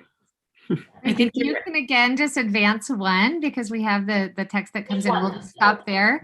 So what Amy and I are going to do is we will talk about those 4 areas of identity, diversity, justice, and action by looking at the integrated ethnic studies and social studies standards. I think a really good way to take a look at where we're going is to look at the standards in the high school level to start, and then we're going to back up and take a look at kindergarten standards. And so just to take just a quick timeout, just to explain that the K-12 social studies integrated standards we're talking about are Oregon Department of Ed standards. So you can find these on the ODE website. And these are integrated ethnic studies and social studies. So this is coming from our Department of Ed. And what Nikki and Amy are about to show you is just kind of that through line from kindergarten to high school about what we're doing to help kids in these 4 domains. Wonderful. Thank you, Melissa. And so on the screen already, you can see where we are aiming to get our high school students is in the area of identity is examining the development of identity, including concepts of race, ethnicity, gender, sexual orientation, and religion. And then a second piece of that, kind of that more critical thinking, is the significance of identity and the distribution and accumulation of social, political, and economic power. So that's where we want our high schoolers to get. And these standards, again, from ODE, kind of are telling us this is where we need our Oregon graduates to be. And I'll let Amy talk about kindergarten. Yeah, and so you can click again, and then when we think about how we get our kiddos there, it takes lots of years. And in kindergarten, we start talking about identity. And develop an understanding of one's own identity groups, including but not limited to race, gender, family, ethnicity, culture, religion, and ability. And so when we're able to do this in kindergarten, we are hopeful that in high school, we see the other outcome. And I think having these standards are helpful and supportive. And our kids, in our society, we've been so programmed to not talk about some of these things that it actually really does take us starting to talk about them in kindergarten. And you'll see through all of these next four slides that it's done at a developmentally appropriate way. And that's the work of our dedicated teachers coming up with lessons that support these and many more standards. So I think you can go to the next one now. Great, thanks. And then we'll progress through this one in the same way. Perfect. Thank you so much. And so for high school, you can see that we're getting again into that critical thinking around diversity. So identifying and analyzing, that's that critical thinking word, the nature of structural and systemic oppression on people, right? And it identifies several groups of people, LGBTQ, those experiencing disability, ethnic and religious groups, as well as other traditionally marginalized groups. So that is where we are aiming for students to be able to engage in reading, writing, discussions about the nature of oppression that stems from diversity. But we, of course, have to back up to where Amy is going to talk about how do we even start talking about diversity with our 5 and 6 year olds. Yeah, thanks. So in kindergarten, what that looks like is our ability to make connections and finding similarities and differences, and including talking about race and ethnicity, culture, ability, and gender. So again, these things we're ready, and our kids are ready to talk about them starting in kindergarten. Next slide. Thank you so much. And again, here are the high school standards in the area of justice.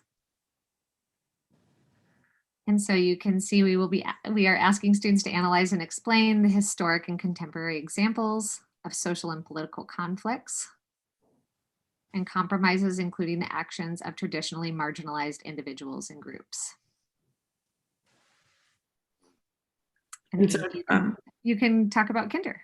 Justice in kindergarten, identify possible solutions to injustices that demonstrate fairness and empathy.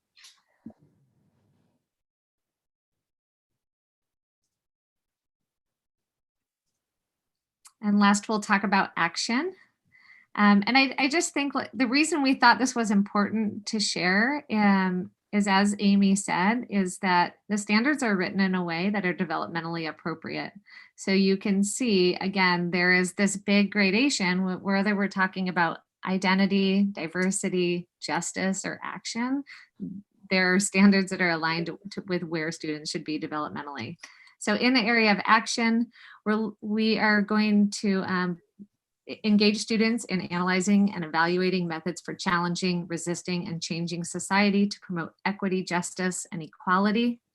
I think the work that I know you've heard about that Marcienne is doing and our teachers with the SAFE group, that is just another layer of this, right? So we have lessons in this. This is also embedded, I think, into our curricula. The new Zella curricula has a lot around action for students in these areas. And then the other standard in that area is about identifying and critiquing implicit bias, institutional racism, racial supremacy, and privilege, and intersectionality, and identity, and influence. We are getting into some pretty complex topics that I think adults are still really learning about, but this is where we want to get our Corvallis graduates. And again, these come from the ethnic studies and social studies integrated standards from Oregon Department of Education.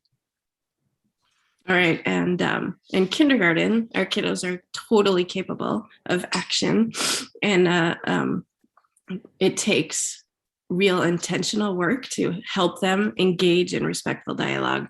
And like you said earlier, our curriculums are super good at helping teachers guide this, and then we also have the additional lessons.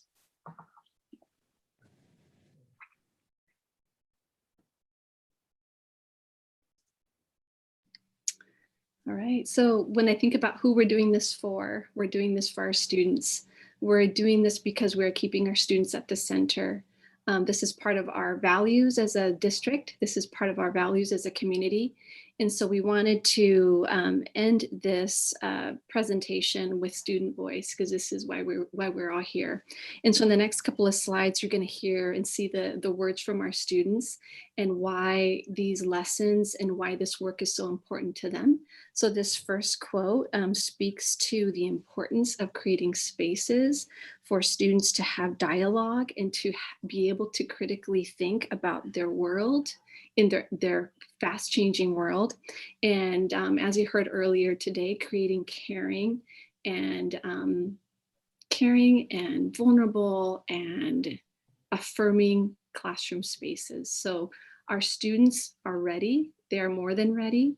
They are ready for us to speak about race in their classrooms, and they're just waiting for us to catch up. So in the next couple of slides, you'll see more of their beautiful words. So here's another quote by a student, that the lessons lay the foundation for students to be able to talk about race and racism in an age-appropriate way. The lessons give students advice on how to deal with things that they see on the internet about race and identity.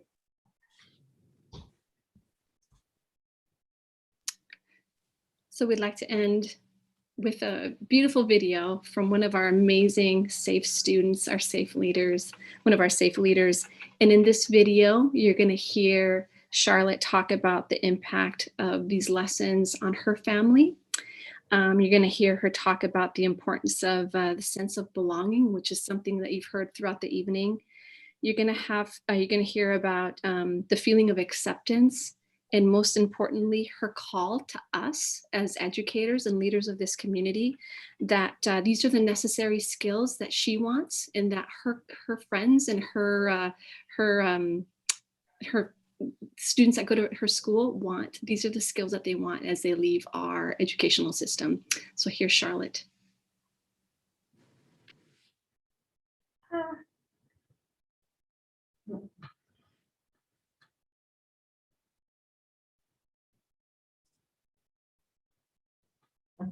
We're gonna make it happen, I promise.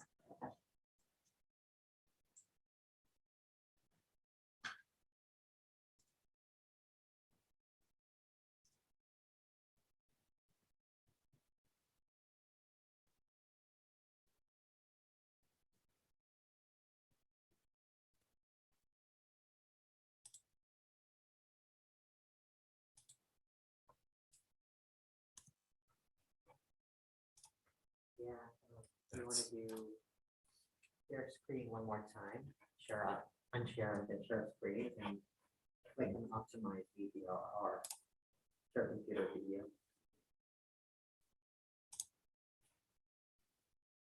There's like a checkbox in the bottom. There we go. Hello, I'm Charlotte. I'm here to read you a letter that I wrote about the importance of teaching about equity in our schools. Here we go. Hello, my name is Charlotte. I'm a proud member of the SAFE team. As a team, we believe that every student should be given what they need in order to excel in school. We also believe that in order for students of every color, every culture. Hello, I'm Charlotte. I'm here to read you a letter that I wrote about the importance of teaching about equity in our schools. Here we go. Hello, my name is Charlotte. I'm a proud member of the SAFE team. As a team, we believe that every student should be given what they need in order to excel in school. We also believe that in order for students of every color, every culture to thrive, we have to create an environment where racism and stereotypes are nowhere to be found. We have to teach all of our students, no matter their grade, that it is not acceptable to criticize their peers based on what they look like or believe in. Now, this may seem like an impossible task, but it really isn't. We just have to change the way we think and see things.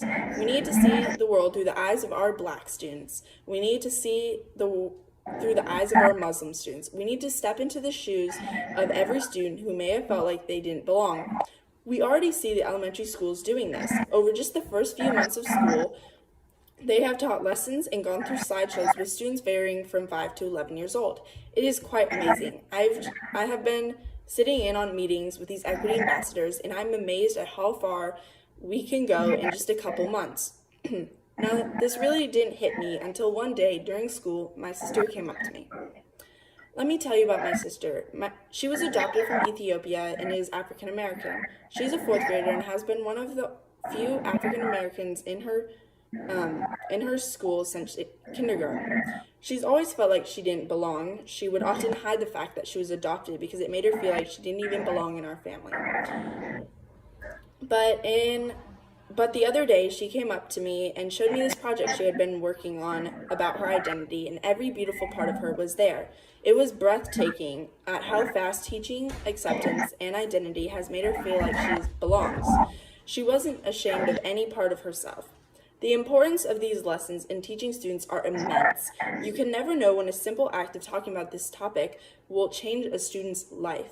Having this in our schools will not only change the lives of students, it will make them want to come to school, and all in all makes students feel better about being their true selves. I think we can all agree we want all of our students to do well in school and also have the necessary skills to move on in life once they graduate.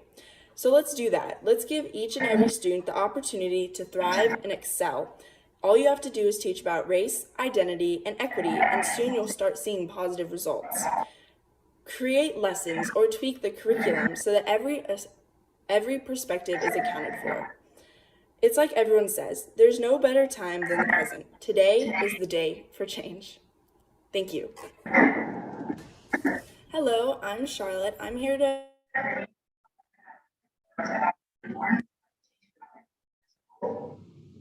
I could totally listen to it one more time. I mean, listen to the students, listen to the kids. They're telling us what's important and what they need, and they see the impact. So that was super powerful, and I really appreciate Marcy and you bringing that video to us. Yes, you're welcome. Thank you. It really is amazing. Go Charlotte. I think what we had left on the slideshow, and you don't have to put it back up, it's really fine. On the slideshow is just kind of what's coming next for us in terms of racial equity lessons as we start to see that rolling out into the secondary schools. And then we were going to take questions. So I'll let Nikki and Marcianne talk a little bit about what's coming. Yeah, so I think for us, it's multi-layered in terms of next steps. We have some amazing equity TOSAs and safe coaches that we are just, I think Sammy earlier talked about we have just an amazing educational staff. And so we have some amazing staff that are very dedicated, passionate about this work, who have come together to create these amazing lessons. And so we continue to come together almost like a professional learning community, and come together and align these lessons, kindergarten through 12th grade, because we want to have, thinking again from the perspective of a student who's going through our system, going through elementary, then going to middle, then high. We want to make sure that our students have a very well articulated experience in terms of the lessons for racial equity. So we met with the team about a month ago. We're going to come back together and just continue connecting, learning from one another, and just building a sense of community and trust amongst all of us. And then we also continue, and again, this is also tied to our board goals around equity leadership development. And equity leadership development really takes on many different forms, from how do we engage staff in these types of conversations during during staff meetings, for example. How can we continue to provide professional development dedicated to equity? And so just making sure that we're intentional about this work and realizing that we're not going to do this in one meeting, but it's going to take ongoing care, ongoing practice, and ongoing conversations and dialogue. So kind of next steps in my mind is continuing to do that alignment and continuing to provide staff with professional development. So Nikki, is there anything else you would want to add? No, I think you did an excellent job summarizing. Thank you, Marcianne. You're welcome. So does anyone have questions that they'd like to ask? Sorry, Sammy, that's probably what you're supposed to say, right? That's all right. You got it right. And All right. as we're waiting for people to raise their hands, I'm going to start by sharing the gratitude and the song line that has been ringing in my head right now is Louis Armstrong. They will learn much more than I'll ever know.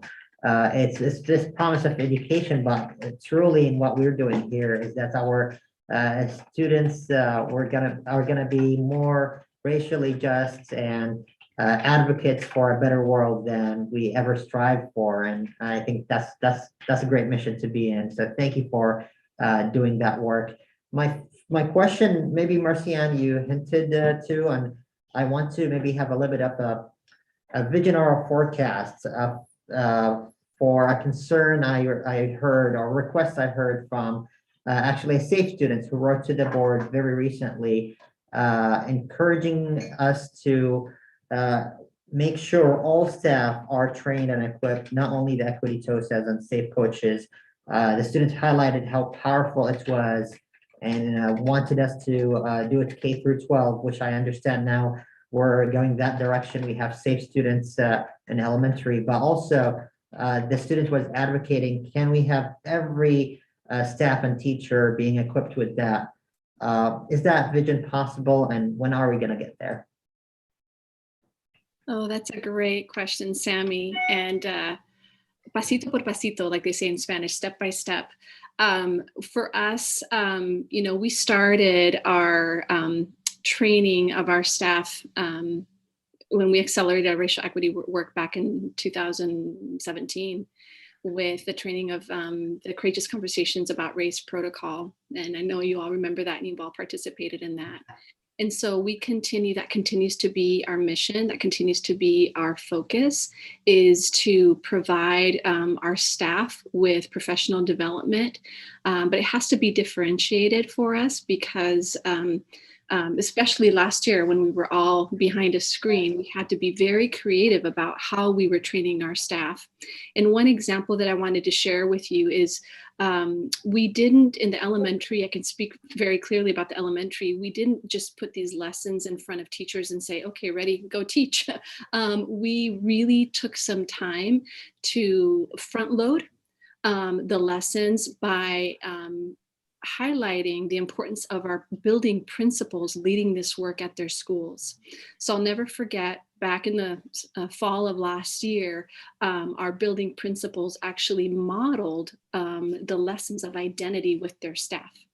And then fast forward a couple of months, we had an all staff that included all IAs, so inclusion assistants, anybody that works in the schools. We invited them to 4 district-wide Zoom professional development opportunities where we engaged in teaching of not only the lessons, but of the why, and connected it to our vision as a district. And so that's just one example of how the training, and when I think of training, I think of, I think it's more than that. It's around shifting mindsets, encouraging folks to understand why we're doing this work, the importance of this work to our educational growth as a system.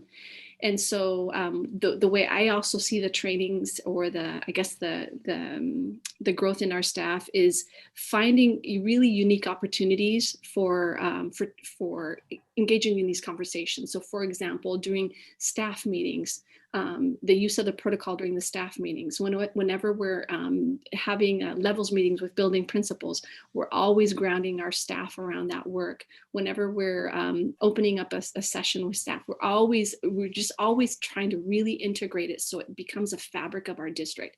And I'm really proud of that. And so I don't know if I answered your question, but I guess it's really multidimensional, and we will continue, and we are continuing to provide professional development for our staff in this area. Thank you, Marcian. You're welcome. Vince, and then Lou.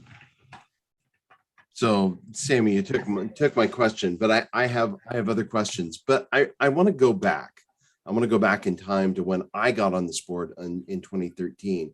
And it really just underscores how, one, the role of the board, its first role is to set expectations for what education will look like in our district. And when I stepped on this board, centering children and equitable outcomes was already well established.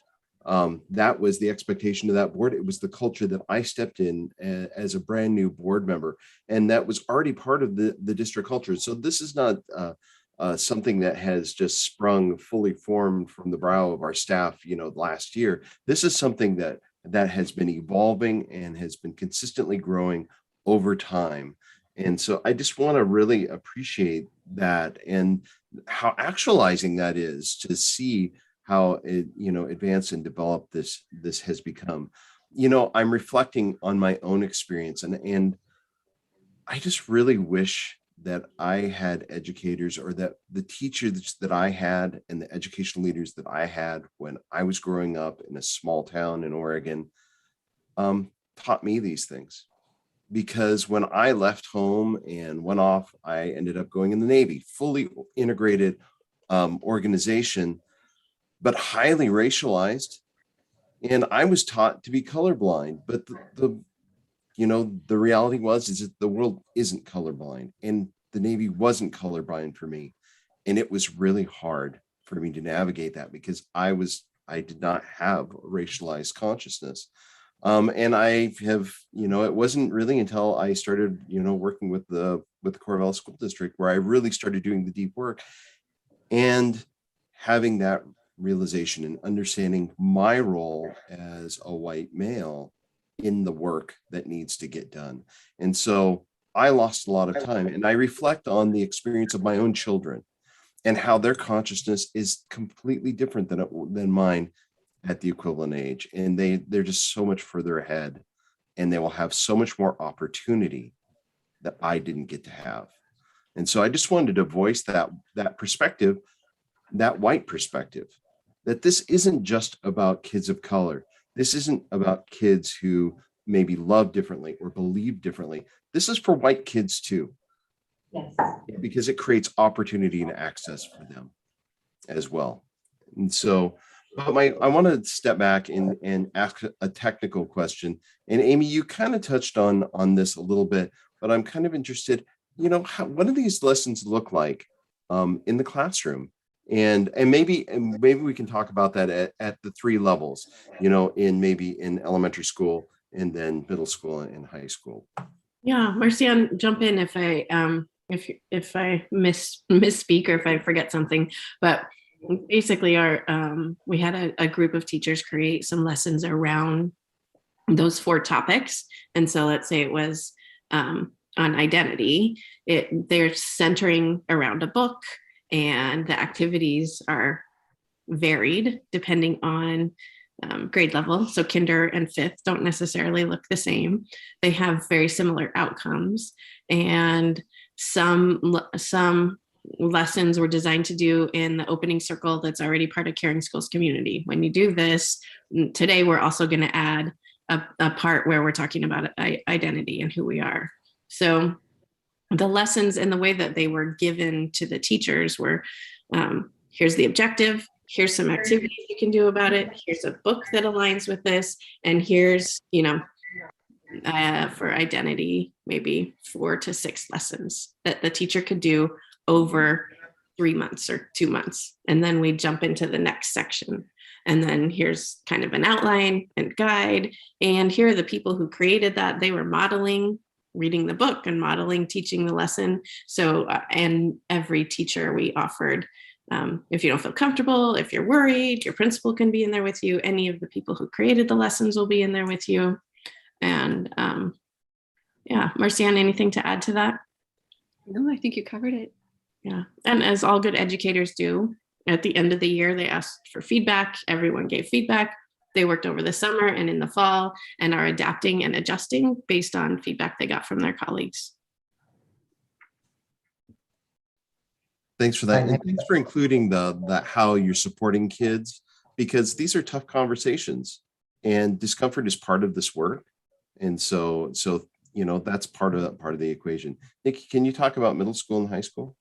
Let Marcian talk about that because she has worked much more closely with the equity TOSAs. And I joined in our last meeting as we saw that one thing I can share is I feel like there were staff who were really motivated to get started with equity lessons. And so they were working on those lessons in staff groups.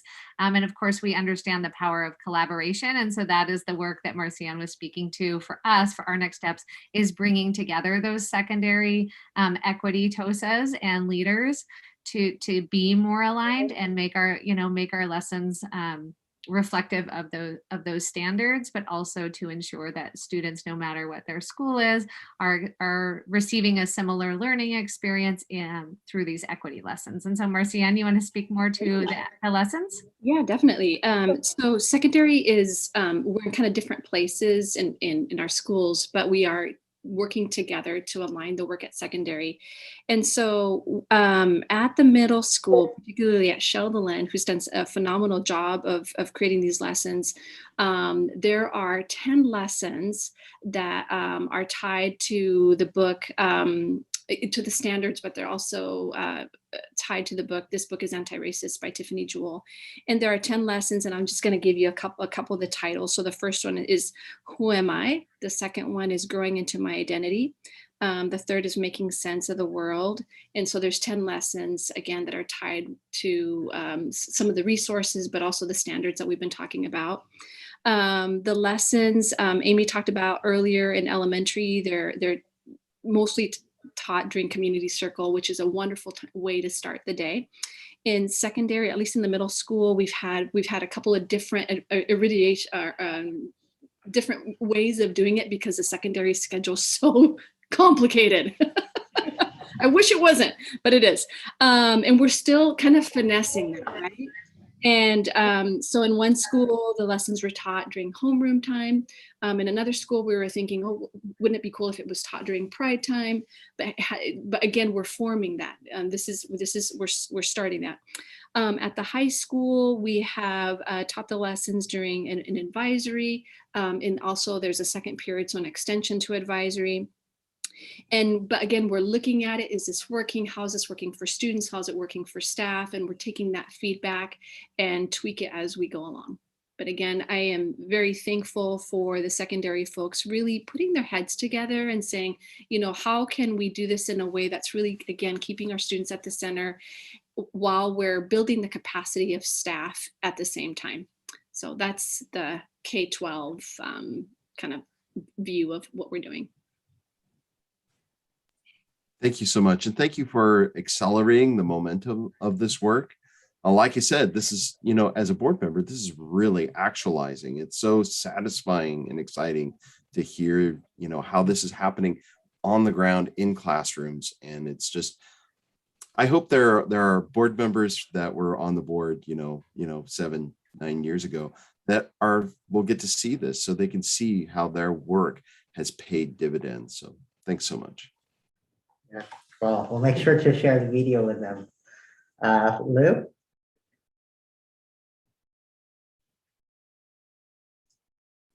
Okay, my internet's being weird again. Hopefully y'all can hear me. I just wanted to follow up something that Vince brought up that I was thinking about too as you all were presenting is how important this curriculum is for all students. And I think I've shared this before in board meetings, it's always sad when I hear students in my classes when they reach college saying they feel betrayed by their K-12 experience because they didn't learn about some of the things they learned about in some of the college classes. And it just helps prepare students for in the future when they go, for the ones that do go to college, and then just for life in general, because it's not like learning about each other and oneself does not impact your life, and it does in really positive ways. And so I really appreciate how this curriculum and how it's in alignment with the state standards. And I appreciate you all pointing out that this is ODE directed as well as localized efforts. And I think the combination of those two together just really help students so much in the educational setting and preparing them for their futures, no matter what they do, as they'll be able to take this into multiple facets of their life. I think I had, do I have time for 2 questions or just one? Sammy? You do have time for 2 questions. Take your time. Okay, so the first one's kind of a little bit shorter. You all talked about how you don't, like that the curriculum isn't shared out. And I just wanted for you to emphasize, or not emphasize, to kind of help make clear that that's pretty normal for all curriculum. Like you don't share out all the curriculum for math and science and social studies at request, right? Not necessarily. I mean, I think that a couple things come to mind. One, when we've gotten a few requests and we've said, no, we're not going to give you a PDF of this. And part of that is twofold. One, I think Marcian kind of mentioned, but I'll highlight both of some thought about that. One is, in our current social media state, it's important for us to think about who created these lessons and who put their heart and soul into them. And it's mostly our staff of color. And for me to put something out in public to somebody who is mostly opposed or thinks they're opposed until we actually can have a dialogue, for the potential for that to our staff of color to be harmed in a way that was never intended. So that's always top of mind when I'm asking our staff of color to do any work and what that looks like. So that part is there. And the other part, like I said, is they're kind of evolving. So I could give maybe a copy of some objectives, but then as we do the lessons and teach the lessons, we're adjusting that. So one thing that we have offered and that we've done with multiple families is if kind of like our sex ed lessons, you can come in, you can sit with the principal, you can sit with the teacher, we can walk you through it. You can, they're mostly digital. So we'll walk you through that if you have questions about that and engage in a dialogue in person about it. Because we're not really, it's such a bigger context. Just sending you some paper isn't going to tell you the story that we want to tell you and that we know what happens in the classroom. Does that give the context that you were looking for, Lou? Yeah, totally. Yeah, because I mean, I wouldn't expect to ask for to get the science 10th grade entire curriculum from you all and to understand what the learning outcomes are without having a conversation. And so I think why I'm asking this is to help community understand that that's pretty standard. It's not just because of the topic. And there's also the added layer that you added in as well with the that it's evolving and everything like that, and taking into consideration other things as well. But I think it's just shouldn't be viewed by the public that this is just it's only because it's this curriculum. It applies to most curriculum requests. So that's why I was asking, because I don't want people to think that the district is trying to create a super top secret vault of curriculum when all they have to do is go sit there and have a conversation, look at it and get the context, no matter what the topic is. So thanks for that. The other part. I'm sorry, may I interject if you don't mind, just to keep it something. Is that okay if I interject? Sure. So I'm just thinking if it is within that line of the conversations, and we have conversations with parents, is there a list of probably the Anti-Racist by Tiffany Joel and other sources for adults who wants to learn, so they can have those conversations with their kids at home? Is that something that's available on the district's website, or we could make available? So we encourage them, have a conversation with us so you can learn what we're teaching the child. But if you want to learn with your child, here's a list of resources. Is that possible? Yes. Now we've started to pull together even just here are state policies, our local board policies, but also here are the standards that align to these lessons around some of the questions that have been coming to us from families.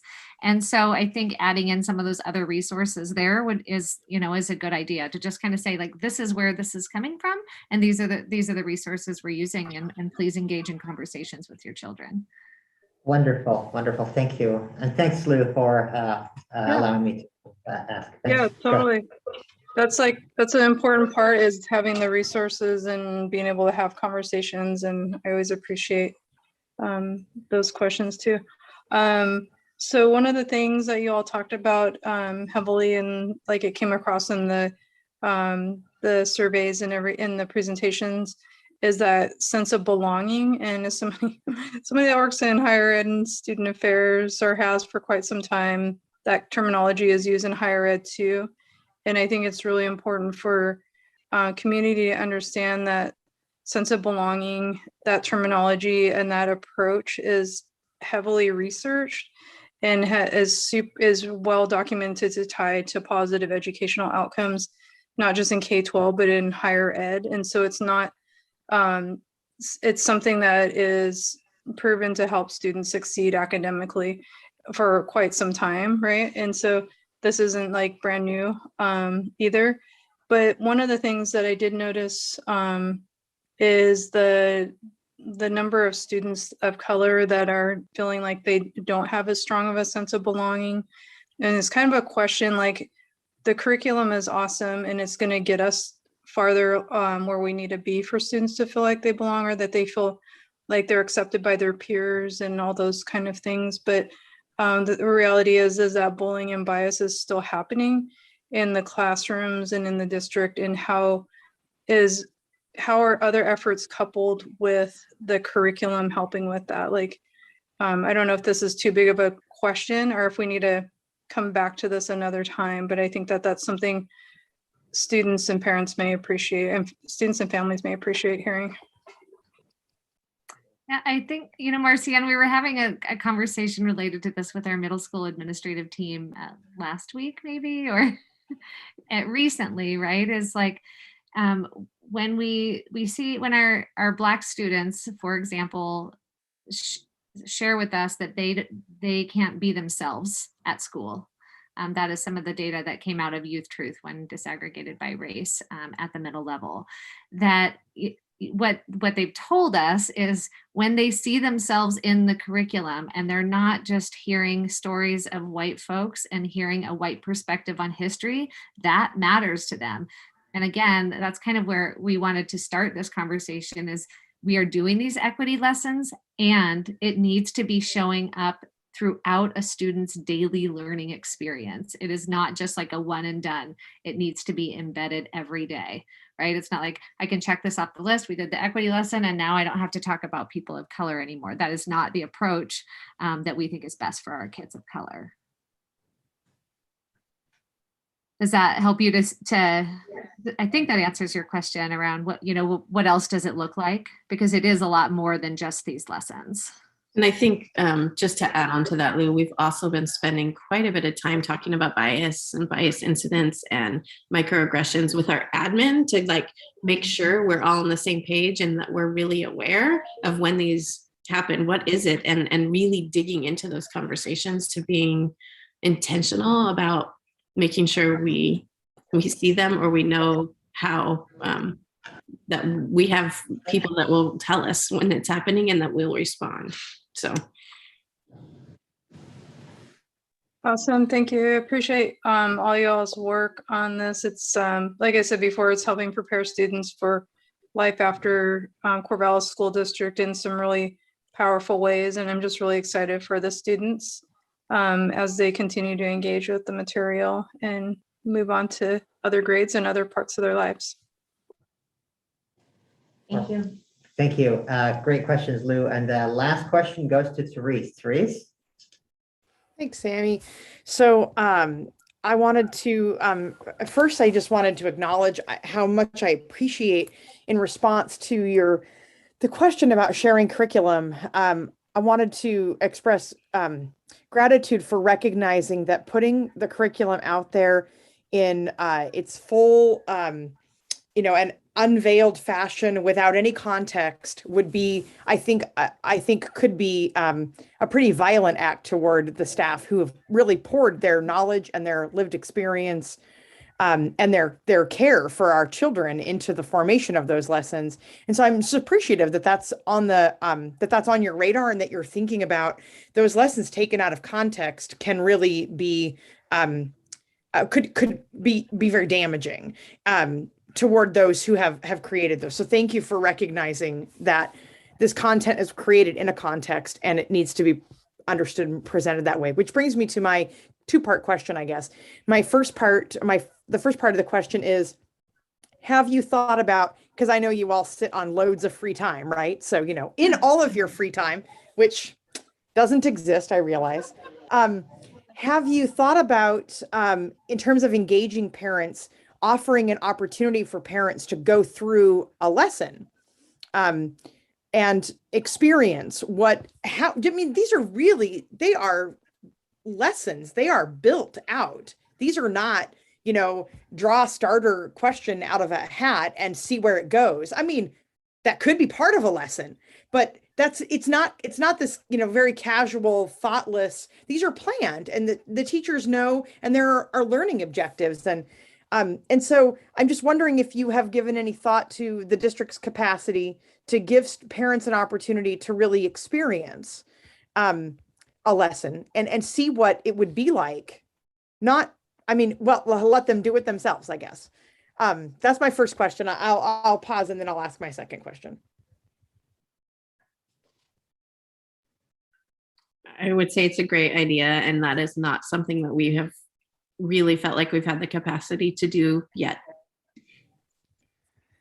I think it would be a great reach goal for us, and I absolutely think it is that, because, you know, you have a lot on your plates right now, and you always have a lot on your plates. Pandemic aside, it is a tremendous amount of work to run a school district. And so so I would throw that out there as something aspirational goal, perhaps, but I think it could go a long way in two ways. One, in challenging the idea that we don't want our parents in our community to know what we're doing, because that's absolutely not true. And also that parents aren't invited to the conversation, or that we don't think they're important to the conversation, because we also know that they are. Which brings me to my second aspirational goal question suggestion, which is what's the capacity, or could we get to the capacity where these lessons could involve some take-home opportunity for kids? I think about I'm going to botch it. The glorious Head Start model of, if you teach the children will teach the parents.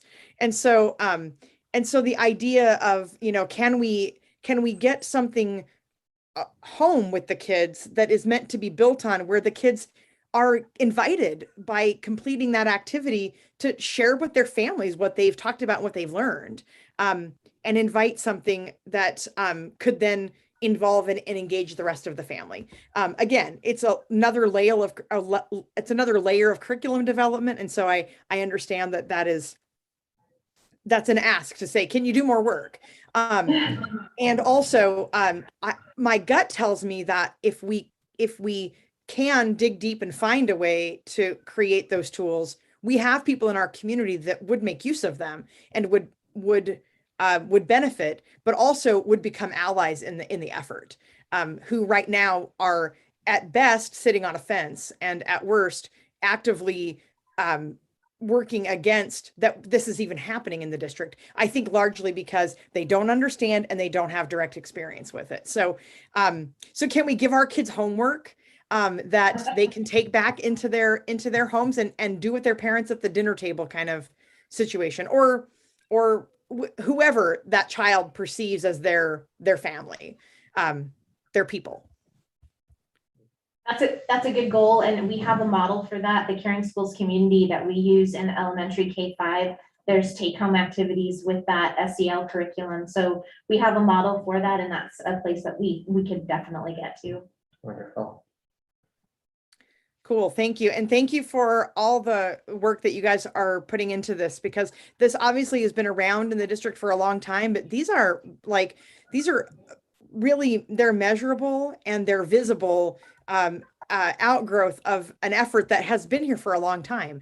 But now I think it's a beautiful thing in our community to be able to point to something in the district and say, this is how this is happening inside our classrooms.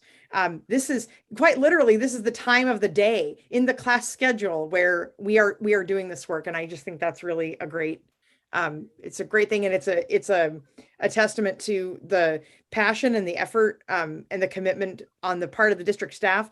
The board, yeah, like we have this goal, but we can't make it come to life. That is really, that rests on your your skills and your commitment. So thank you so very much for bringing that. Thank you for your support, Thank you. everybody. Thank you. I want to conclude this session by sharing the gratitude of the community and the board to the work Melissa, Marcian, Nikki, Amy, and your teams do. It's really worth sharing and spreading. I hope maybe when conferences are back, OSBA or CUBE, that's NSBA, would be very fortunate to hear our story.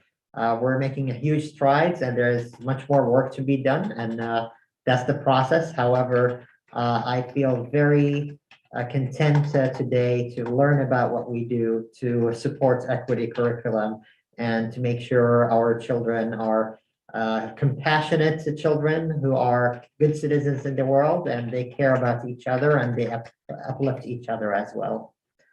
Thanks, Ryan. All right, with that, thank you, and wish you a great rest of your evening. Good night. Have a good night.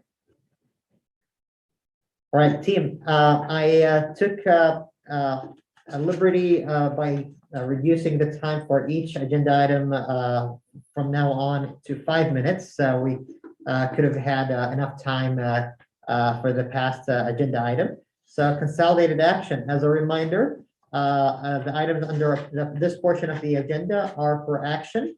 Does any board member have a question that they want to ask about any of the agenda items? And we have the minutes for June 28th, licensed personnel action, and appointing a new budget committee member. If none, do I hear a motion? Vince? I move to approve consolidated action. Do I hear a second? I'll second. All right, any discussion? All right, I have one point of discussion. We're reappointing a budget committee member. However, we do have another vacancy. And we're making the decision to keep it open until filled. So let's proactively work on getting budget committee member applicants to join. If anyone is watching until 9:19 p.m., you qualify, you very likely qualify. You need to be a voter and a resident in the district and of age of probably, but that's it. And you have the interest to really support the work that we do. We offer the training and it's a great opportunity to get involved. So I encourage community members to apply and encourage my colleagues to reach out to anyone who reach out to them and tell them to apply. With that, we'll go for a vote. Director Adams, what's your vote? Aye. Director Tomini? Aye. Director Jones? Aye. Director Baker? Aye. And Vice Chair White Bear? Aye. And Vice Chair Fitzgerald McDonald is excused, and the chair votes aye. The motion passes with 6-0. All right, next item on the agenda is consolidated information on audited financial statements September 2021 and non-licensed personnel information. As a reminder, the items under this portion are just for discussion. Would anyone like to discuss any item in consolidated information?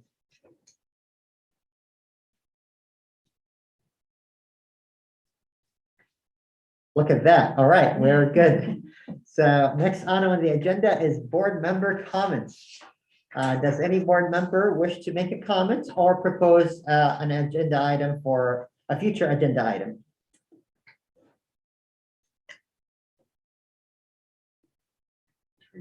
Therese?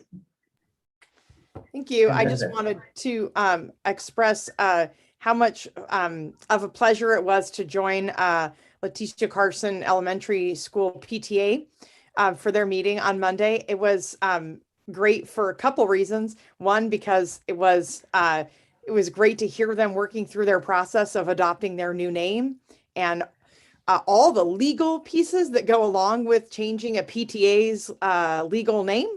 And so if you want to donate to them, you still have to donate to Wilson PTA because That's the name on the account for right now. But it was great just to hear that. But also it was so great to see our PTAs alive and active. They haven't stopped. But now in this new school year, to see them and they're forward thinking about what we're going to do to serve our children as we are coming through this part of the pandemic. And so it was very exciting. Also, it was really neat to hear about the partnerships that they are forming with individuals and agencies and entities in the community that are connected to, historically connected to Leticia Carson, including a relative who is a renowned artist who is offering to contribute artwork to the building. And so it was just such a wonderful, display of energy around really living into and stepping into this name. And so anyway, I loved it. If you have a chance, other board members, if you have a chance to drop by and visit PTA meetings, I find them always to be very delightful.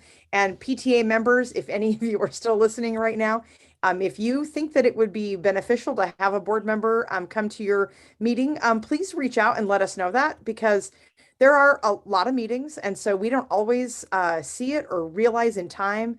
But a direct ask is always welcome. And so please send an email and invite us. And we promise we won't have more than 3 of us so that we don't violate public meeting law. But yeah, if you have a chance, colleagues, to drop in, they're so much fun, and it's great to see the heart of the schools at work. So that's it. Thanks, Therese. Vince and then Lou. Vince? So first, I want to express my appreciation for staff and all the hard work that's going on. And what a wonderful meeting. I mean, this was a lovely meeting. But I want to finish by expressing my appreciation for my colleagues. School boards are being pulled in a lot of different directions right now, and there's a lot pushing on us. And I really appreciate how this team keeps its focus on children, keeping children centered, and that equitable outcomes are always at the top priority. So thank you for not getting distracted and staying focused on the needs of children.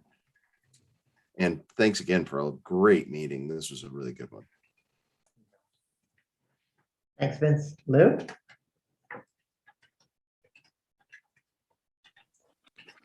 I just wanted to just again thank the staff who came in and presented tonight. It's really great to see the work that's happening and see how assessment is starting to look in the district, and also having that deep dive into the curriculum this evening is much appreciated. I know it takes a lot of preparation, and you can really see the excitement in everybody's faces and hear it in their voices and see the amount of care and detail that was put into all the presentations. And I'm looking forward to the next one too.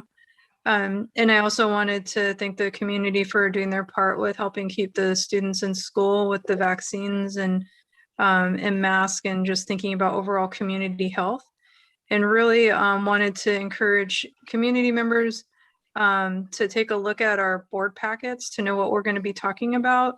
And if you have questions about how to reach those, to find those, feel free to reach out to any of us, and we can help show you where that link is. It can be frustrating probably for community if they're sending in messages or leaving messages on our voicemails about a topic that they're expecting us to talk about, and it doesn't show up on the agenda, because I know that no matter what community's sending comments in about, it takes time out of your day as well. And I just encourage you to prepare those with in mind what we're going to talk about. That way you're not disappointed if we don't get to something you were hoping we would. And I just wanted to offer that to community, that's a good way to find out what's being discussed and where we are on certain topics. And thanks. Thanks, Lou. All right, Shauna. I just wanted to echo the gratitude that I'm hearing other board members share as well, for everybody who shared tonight, as well as just the thoughtful attention to everything that's happening across the schools, to attend to student voice and student experience, to look at how to better engage families in these processes, as well as educators and staff, and also wanted to just mention that we have some congratulations in order here among district leadership. Our superintendent completed his doctorate. So we have Dr. Ryan Noss among us. So congratulations, Ryan. Thank you. That's very nice of you. As you know, takes some time. It does, and I had the honor to listen to his dissertation defense, and it was fantastic, very informative, and also relevant to the work that we do in the Corvallis School District. So Ryan, thank you for your leadership and also for your contribution to the body of literature with your work and research and dedication. And congratulations, Dr. Ryan Noss. Thank you. Awesome. Any other comments? Yeah, I want to Yes. know if we have it in the budget to splurge for a new nameplate for him so that it can say Dr. Ryan Noss. Can we do that? If we don't, I'll make a designated donation because I feel like it deserves to be on a nameplate. Sounds good. Let's do by private donors. But- Seriously though, Ryan, it does take time to get used to, and I know how hard it is to finish a degree in general, but especially like leading a district during a pandemic. And I hope you and the community understand how awesome that is. And yeah, I just wanted to say that to you, Dr. Noss. Thank you, Dr. Whiteberry. Awesome. Well, I hope Ryan you'll get some time to rest and relax during the holidays. And we're very grateful for all the work that you do. Thank you. All right, team, any other comments or future agenda items? Well, I just want to mention a heads up, very many folks want to learn more about the math in the curriculum, and that will be an item on the agenda that we will be discussing and learning about in December, the first meeting of December, right? Yep. So that's something that maybe you can reach out to anyone who have emailed you before and tell them be expecting that. And again, echoing the gratitude to community members who reach out to us on topics. We want to be committed to share as much information as possible and as thorough as possible. And sometimes it takes time, but I'm really excited about that update that will help all of our students succeed and be better. So really grateful for that opportunity in December. Other than that, I want to share really my excitement about everything I learned today. It was a really good meeting. I feel good. With that, any further comments? Seeing none, we're finishing right on time, 1 minute ahead. Seeing there's no further business in front of the board, we are adjourned. Have a good night.